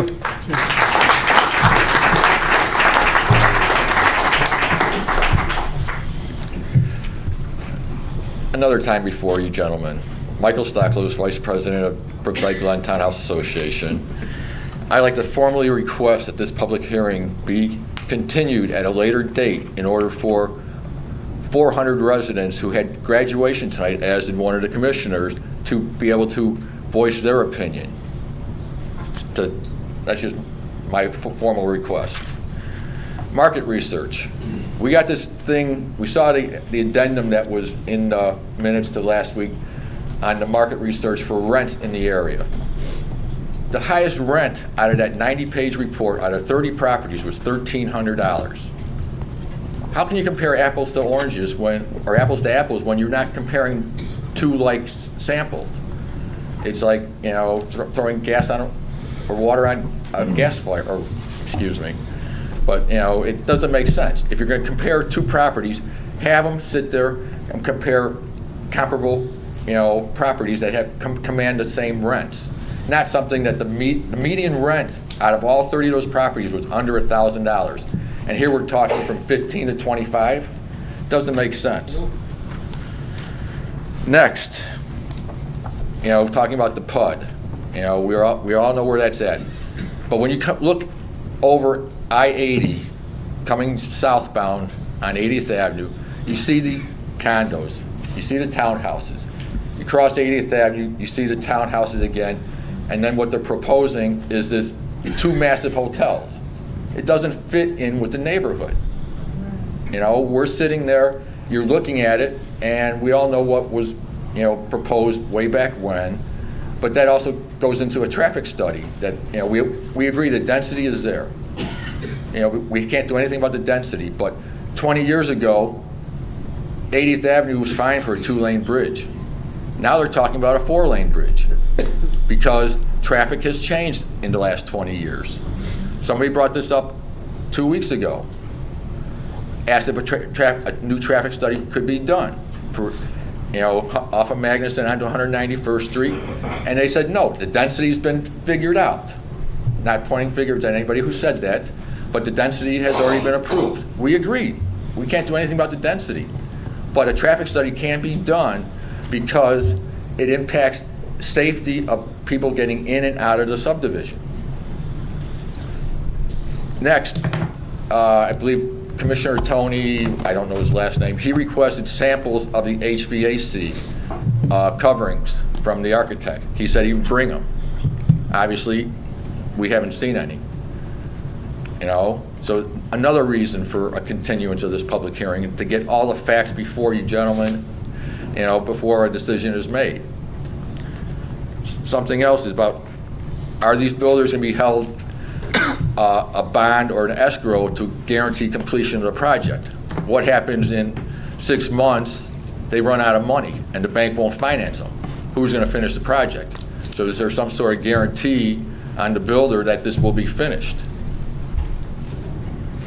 You know, we're talking about renting. Are some of these, what are the limits? Are there going to be leasing restrictions? Minimum 1-year leases. I've heard at 957 or the one in Orland Park, they're going month to month. People sell their house and they can move in for a month or two. You know, are there going to be minimum leasing requirements? Are there going to be, what kind of, you know, they stated people are going to be accountable. I'm a vice president of a townhouse association. People don't care. You know, the dog park, people on the north end of the project are going to go to the dog park. No, they're going to go right outside the front door. They're not going to use the dog park. In the middle of winter time, they're not going to walk a block and a half to the dog park to use the dog park. The swimming pool, you can only use 4 months out of the year. What good is it? You're talking about amenities.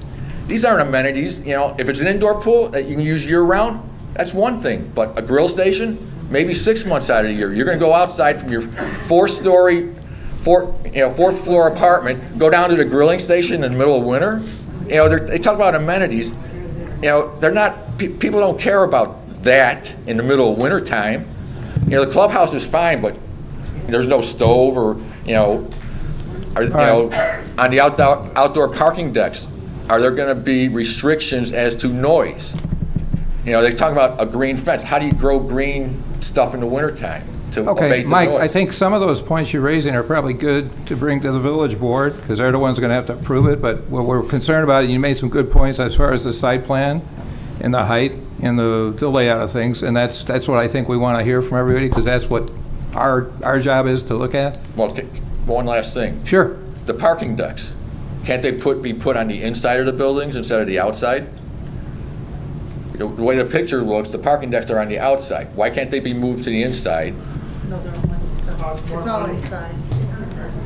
They're on the outside of the I'm not- building, I'm the not quite inside following. portion of the building. He's saying Towards they're on the middle. north and south end of the building, and they should be located near the center, near the Oh, you're talking about the field house. rooftop terrace Yeah, thing the that's roof- the above the parking parking decks. lot, or the Yeah. parking garage? Yeah. Okay. And you think it should be towards the center? That way you can eliminate noise from filtering out of the, out of the Gotcha. neighborhood. Okay. And also, why can't the dog park be moved? We heard because of the arboretum and the retention pond, Paws is right behind that project. All of us in the townhouses can hear those dogs night and day, and they're 3 blocks away from us.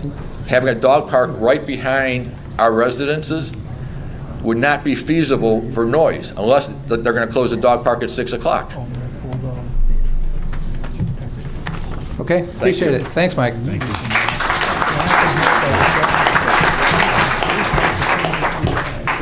Well, I want to thank my neighbors. They said pretty much everything I wanted to say, and especially Commissioner Ken made some very good points at the end there. But I got a chance to print out this report too before I came and read it, and boy, it's a great glowing report. If I was reading this, I'd want to build it too. It just leaves out what Mike just said. It doesn't fit. I'd like to know, do we even know, were there other sites considered for this project? Or this was the only one and everything was done 100% into this site? As residents, I think we all like to know. And if it wasn't, why? Is it because of the owner of the property? I don't know. But the other main point I'd like to say is I live across the street from the townhouse closest to them, and I visioned, looking out my back patio today as I was grilling my hamburgers for dinner, 2 big barrack-looking, dorm-looking buildings right down the street from me. And 5-10 years from now, when I retire and I want to sell my townhouse, oh, guess what? I got a beautiful apartment buildings down here, raise the value of my townhouse, $10,000. Yeah, okay, I like to see that. But again, my neighbors covered pretty much everything, and I'm in 100% agreeing with them. Appreciate it. Thank you. Thank you. Basically, I don't have too much more to offer to this committee, but I also want to mention the fact that we have a zoning that states that it's for condos, townhomes, and single-family dwellings. Until that is clarified, this shouldn't move on anywhere. It should just stop, cease right now until it's clarified and brought up again and then redone. And then the gentleman who was offering this prefab stuff,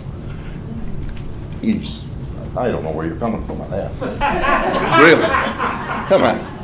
I mean, if it was single-family homes that were developing here, this should be You should have places where we can go see and see if it's what you say it is. You're sending us into the city on a couple of places maybe. Not, No, I think we've made a request that he gives us something. well, he has to develop it and he has to bring it to the attention. No, we And then made they that- have also your, there was a, well, I lost my train of thought, but anyway, the fair market value also, is this based on fair market value, the housing?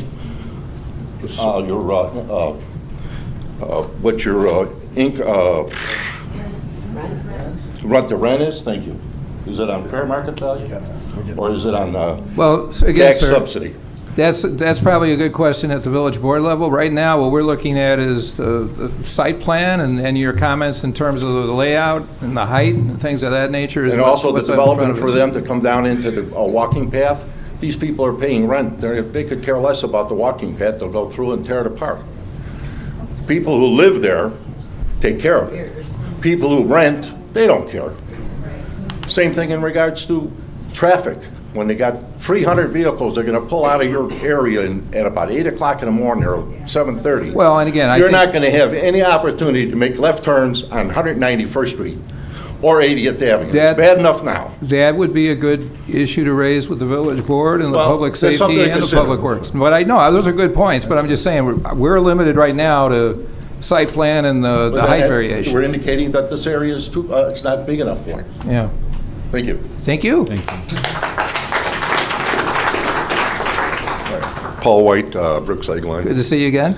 Good to see you. I'm not going to reiterate the numbers before, but like I said before, we have over 1,000 more rental units in Tinley Park compared to Orland Park. Has that been considered in any report? And who commissioned the Tracy Cross report?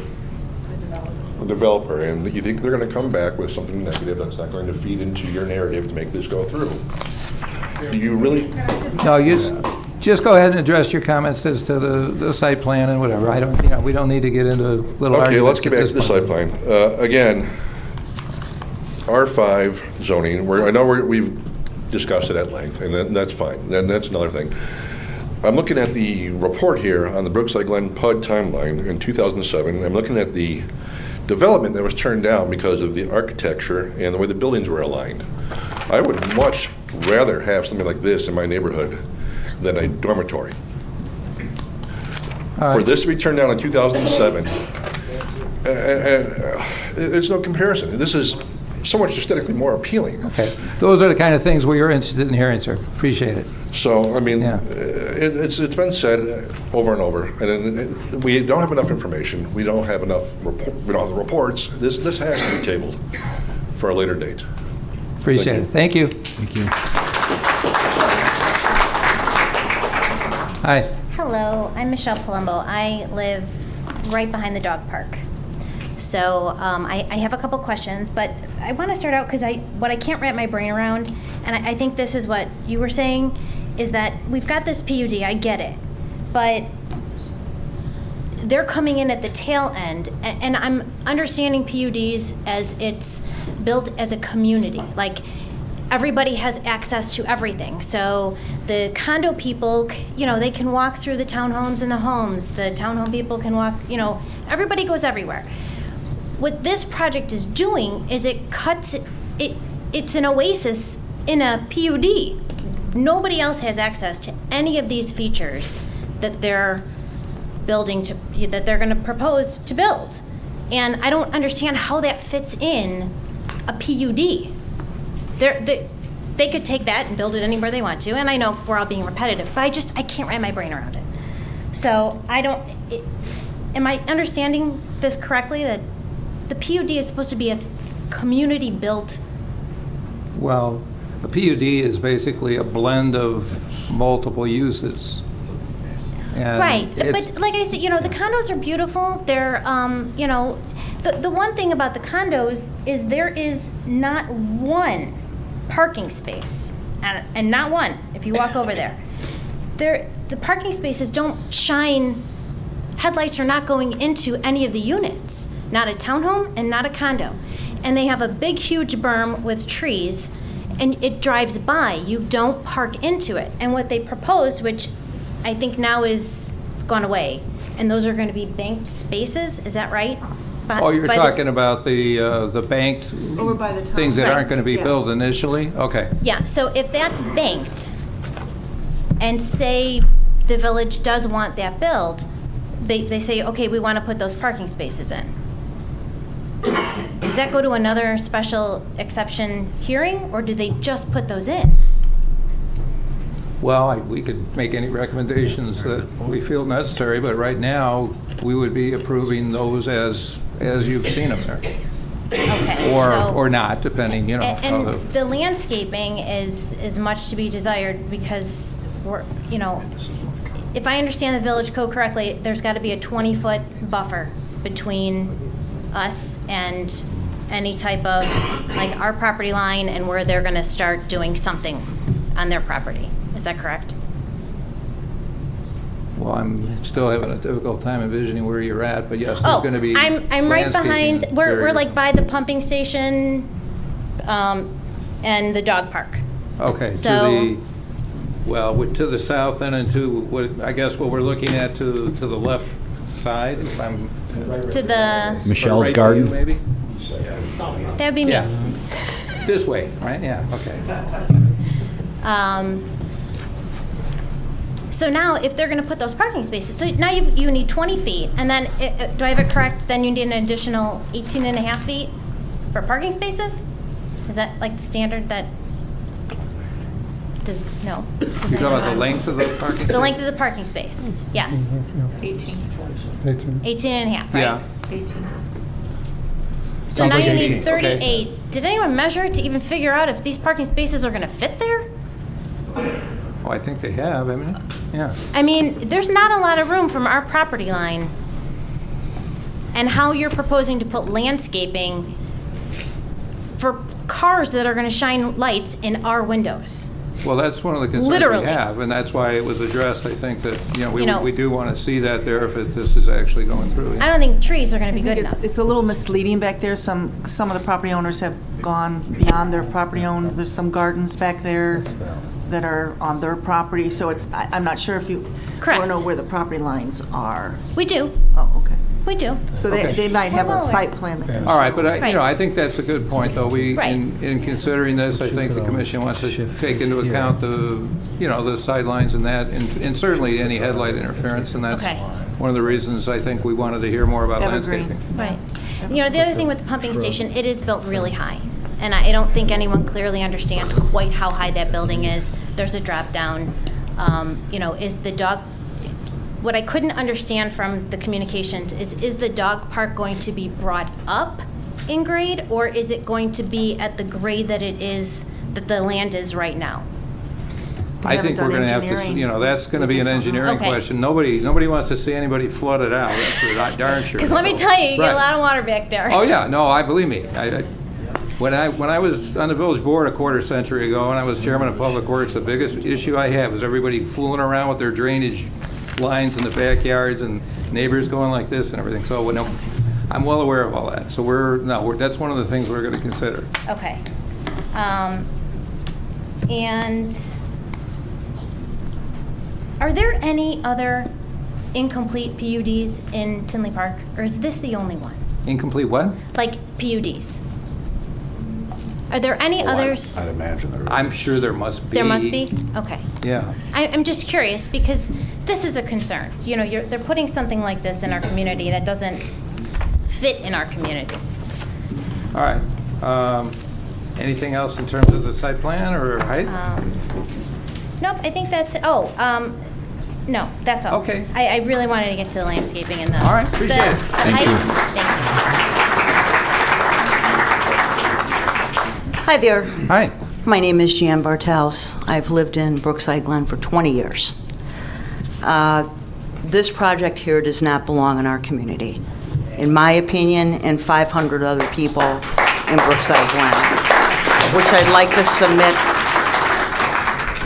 a petition to please halt this as Okay. as If it you have stands. one, we can Yes, certainly I put would that like in the record. to Yeah. submit this into, to the board, that This is very real. This plan reminds me of two ginormous hotels.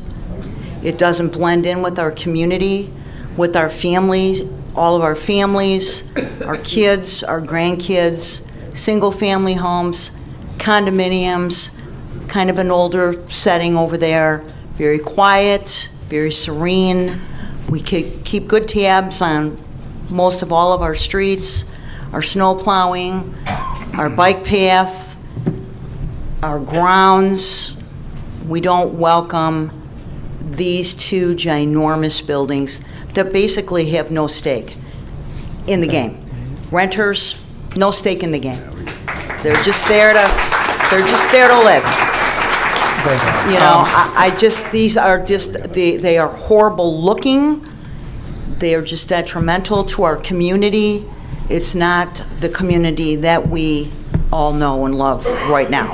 Appreciate that. So. Okay, and let me ask you, do you have another copy of that? We do have another copy of this. Okay, because I was going to say, you probably want Yes. to bring it to the village board meeting at some point too, but we can Well, leave I it would with like the- to submit it now. Yeah, you can submit it with the You know, commission secretary for the right here. commissioners. Yeah. You know, we've had very little time to, you know, gather all this information. We only had a few people in our community that received letters from the Village of Tinley Park because their building was the closest.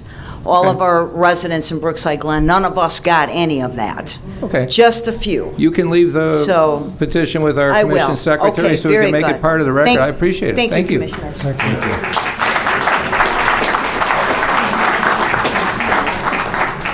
And last but not least, Hi, my name is Michael Mueller. I am the house immediately behind the pumping station, and I will speak to height. A lot of talk today has been from the views from 191st and from the townhouses. Have we done anything on Edgebrook Lane and what that will do to the sight lines from that perspective? What those residents will be seeing in their backyard? I could speak from my personal experience. When we moved in here about 9 years ago now, there was houses that we walked into in Brookside Glen that we immediately walked out of because of the power lines right behind. That aesthetic look behind the house is very important. It was very important to us when we purchased this particular lot. The other thing was more to the viability of the project. I want to make sure that when the report comes in, that it also considers the gun range that's right there and the effect of that on the rental units there. The dogs are very loud, and the guns are definitely loud right there.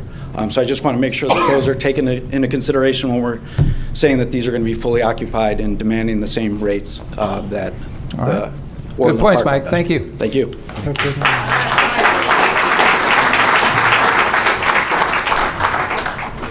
I'm Steve Ordaz. You had to make a liar out of me, didn't you?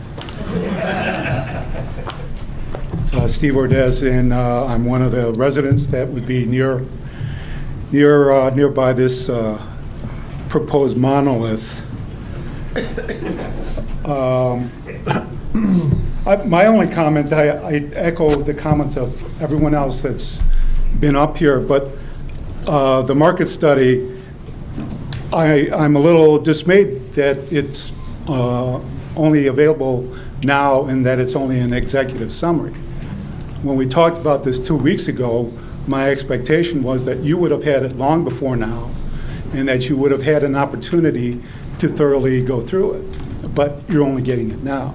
No, So- we're aware of that, Stephen. That's one of the requests we think we've made, so, no, I Well, appreciate that. My only other point regarding the market study is that I think somebody that has prepared this market study should be available for questions. Why do you allow the developer or anyone that has nothing to do with the preparation of the market study to rely on the market study and say this is what they do, they're experts, and this is what we're relying on? I think if you have questions about the market study, that the people who prepared it should be available for your questions so that you can ask them directly and get answers to your questions about it. All right. Thanks, Steve. Appreciate it.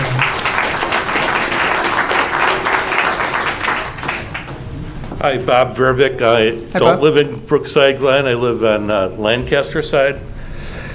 But a couple of statements, that were made have me a little bit bewildered. Like 288 parking spaces for 144 apartments. What happens if somebody comes to visit? Where do the workers live, go to park? Something's going to break, a repairman's going to come over. There won't be any place to park. So 288 spaces is not going to work, because I'm sure those people are going to have some visitors. And is anybody going to monitor the security camera? Or are they just going to put them in, and if something happens, let's pull the tape? Also, the petitioner stated that the least expensive unit to build was about $104,000. This was 2 weeks ago. And if the rents are between $1,500 and $2,500 per month, and I don't know if that includes water, electricity, garbage pickup, it's going to take them, even if the cheapest unit, it's going to take them 3.5 years at the $2,500 rent to recoup their money. Now, that's a lot to expect them to break even. Will they guarantee that they will keep it as rental apartments for 10 years? Or will they look for some other avenue to recoup their money, sort of like Section 8, because they got to get some people in here? That's not an issue here, Bob. I think it is. If you live there, you're no. concerned about the value of your property. Well, we are too, Bob, but that's not where this is going. So, no, is there anything else in terms of the site plan and the height? Well, no, I just would like the commission to consider all the residents that came out here tonight instead of one row of people in here. They came up, they gave you a 500-person signed petition. I think you need to consider us before you make your decisions. And I also agree with the gentleman that said, you know what, you need to delay this until the study comes out, and we need to talk to the person who wrote that study, because we all have questions. And I think the taxpayers, as usual, the people that make up the majority of Tinley Park are the ones that are ignored. That's it. All right. Thanks, Bob. Mr. Chairman, just really quick, I just want to chime in, make sure, this is where you were going. I just want to make sure that we're all on track here. I mean, everybody in the public heard me speak of my concerns about the character of the neighborhood and just the design. I just want to emphasize, as the chairman said in the past, what is under consideration here by the Plan Commission, what's under our purview and what's not under our purview. We're looking, many of us have discussed the market studies and rentals just strictly from the basis of is it an economically viable project. We have to be careful about what we are considering and what we're not considering. Whether or not it's owned or rented is not how the commission makes its decisions. It's not what we're allowed and not how we vet projects. So I just want to make sure that that's clear. Okay. I don't see how you Steve? can ignore that, though. I honestly don't. But in any case, with respect to site plan approval and special use, the zoning ordinance does list requirements that have to be taken into consideration and addressed. Standards for site plan approval, Section 3, T2 of the zoning ordinance requires that the planning staff must find that the conditions listed below be met. Staff will prepare draft responses for these conditions within the next staff report. I didn't see anything, or I didn't hear anything, or see anything about vehicular ingress and egress to and from the site and circulation within the site, providing for safe, efficient, and convenient movement of traffic, not only within the site, but on adjacent roadways as well. I didn't hear anything about that tonight. This is all in the ordinance for the commissioners to Right. to know that it has to be addressed. Okay, That actually Okay. is in the staff report. sure. Well, I didn't hear it addressed. And what the residents are familiar with the ingress and egress, 191st Street and off 80th Avenue onto Greenway Boulevard. I really don't see how congestion is not going to occur. Someone last meeting talked about 8:30 in the morning, 5 o'clock in the evening, the congestion that's going to occur there. I really don't see how you're going to avoid that with the number of residents that are immediately going to be present once this is built, and assuming it's nearly or fully occupied. With respect to standards for special use, and the chairman mentioned this in the last meeting, this is one thing that we've all talked about, but I think it's a big concern for everyone, that the special use will not be injurious to the use and enjoyment of other property in the immediate vicinity for the purposes already permitted, nor substantially diminish and impair property values within the neighborhood. No, I appreciate it. No, we know what the ordinance says, Steve. Okay, so I just want to make sure, when you're talking about what's within your purview, you make it sound like it's very limited in scope. I think there are many things that have to be taken into consideration that, you know, we're all hoping that you're going to do. And to say that you're limited in scope, you know, to me, that somebody has to be accountable, and if that's the village board, fine. Well, I think I explained that already. It is the village board. We can't approve anything. We can just make a recommendation to the board. Just so you know, I mean. But there are required items that you have to be aware of. Oh, we are, and that's certainly something all the commissioners want to take into consideration. No, just as we said last time. I appreciate it, thank you. That's it.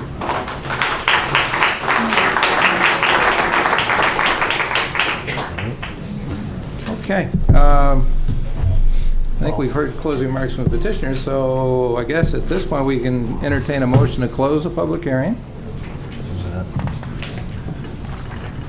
So Or is I there actually, a Mr. Chairman, separate motion? I would like to make a motion to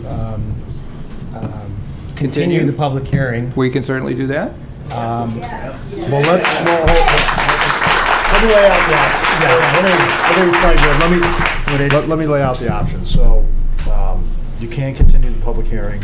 You know, my method is, if you're going to continue the public hearing, you know, I recommend that you keep the public hearing open, as we've done in the past. All right. You continue it to a date certain.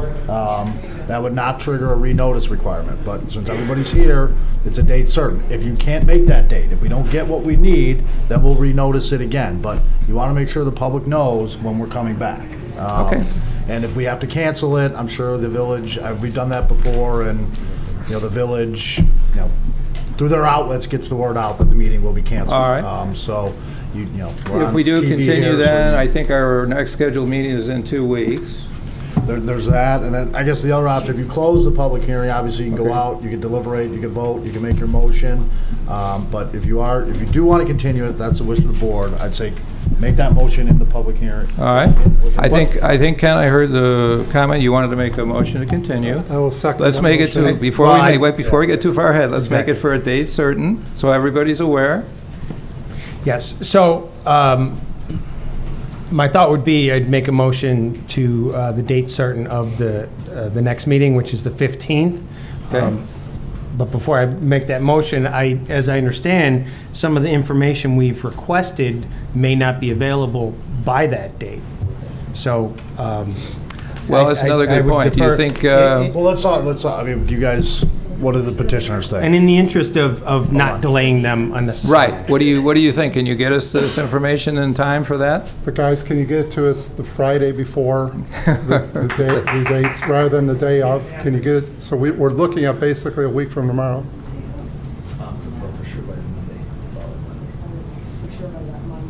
Monday? Mondays be fine, Okay. yeah, as long as it's not the day of, that'd be great. Okay, then, Mr. Chairman, I'd like to make a motion to continue the public hearing to the next meeting, next regular 15th? meeting on June 15th. All right, it's been moved to continue the public hearing to June 15th of 2017. Is there a second? Second. Second by Commissioner Croner. All those in favor of continuation? Aye. Any opposed? Motion carries. Thank you very much. We, We have regular public comment. can also, I guess, we have received plenty of comments from the public. I don't know, does anyone else have any comments? Hearing none, I'll entertain a motion to Hey, can I adjourn. ask Paul one question? Paul, We have the can we do anything about 171st? Can you hold the petitioners too? Thanks, Bob. Thank you. 171st and LaGrange Road. 171st and LaGrange Road. 171st and LaGrange Road. That T there. Heading west. 171st to LaGrange Road here. It's a 3-lane road. 2 lanes to turn right to go north on LaGrange Road, And when to go south? one to go south. The problem is you can make a right turn on red and there is never a way to turn right and go north on LaGrange Road. That middle lane, you can only turn right out of that middle lane. Is there any way we can go to, I don't know if that's a county road or local road? Can we It's make where a that- county and a state road State, meet. yeah. Yeah. What So can you we- want me to look into turning movements on that? Yeah, the middle It's not like lane. you're right, it's The middle lane, instead of going north, had it going south because No. there was a lot of congestion because there was only one lane that goes south. Hey, Paula? All right. Paula? Do I hear a Chairman? motion to adjourn? No. Not yet? Paula? Yeah. I'm awake. Can you, Hold on. Paula, can you make sure? No, we are Probably still in not getting the session. minutes at That's all. fine. Yeah. Excuse me, folks. I'll wait. Folks, can you guys, if everyone could, or just keep it down a touch so we can finish up? Thank If the you. petitioner would wait a minute, if the petitioner can wait a minute. I think there were points brought up about the site plan tonight that you should be addressing. Obviously, the position of the dog park, the entranceway into the dog park parking area, and the area that they're facing. Kevin, I'm sorry to things- interrupt. I get it, we closed the public hearing. I Yeah, don't we wanna- didn't close the public hearing, we continued it. Oh, I'm sorry. All I'm saying is, when you come back and you're going to have a report, that's not the only thing we're going to look at. You're not going to get approval if you don't address these issues. This is for site plan approval. The special use permit, as far as I'm concerned, that doesn't matter. We can't say anything about the height. You've asked for this additional height from the village. That you got to do. The site plan approval, the position of these patios, there is a noise impact to the position of these patios, and that goes directly to the site plan. You have to address it. That was a concern brought up by the public twice, not just in this meeting. So you have to consider that. And if you don't, I'm not going to approve it. I'll tell you that much. And I don't know if I can say that here, but I'm not. So Can I just ask for Consider that- clarification? Just because we were kind of talking, and Sure, so I know, sure. and I apologize, I think we got caught up in the No. letting people out and thought maybe it was over. The dog park location, the position of the patios, were there other items that you mentioned before that? the position of the parking spaces, the angle of the parking spaces are now facing towards the adjacent property. That's The what they banks. look, The the banks. banks. The bank spaces, okay. Yes, the bank spaces. That's the easement. The road's the easement. You see the southeast portion of the Right. property? We can, Just flip it, if you can flip it. we just, And well, it seems like- I think what the architect is saying is we just reduce the size of the dog park and put the spaces up there. However you can do Okay, it. that's fine. Just address the issues that came up, or show that you're addressing the issues that came up. That's what we can really push forward. As far as the hours of the dog, I mean, the dog park, that space is, is riddled with easements. So it's really unbuildable right now. Can we just control the hours of access? That can be a condition of the special use permit, the special use. That's, Is it feasible to move the underground parking to the middle where we they're... look at that, it's possible. I was actually thinking. It's possible. Yeah, it's that possible. Go to the inside. Right. Closer to the pool area. Right. Yeah. Right, and it gets Yeah. you further away from the homes behind you. We'll take a look at it, yeah. Can I, maybe I could wrap it up like this. Obviously, there's going to be interaction with staff. I think Commissioner Berthel. Berthel, you bring up a great point. Address the issues that were raised. I think that, Yeah. I mean, that's clear. we saw the same plan here tonight that we did 2 weeks ago, and I think you're going to get the same response. Show that you want to mitigate the site plan concerns, and you'll get some more action.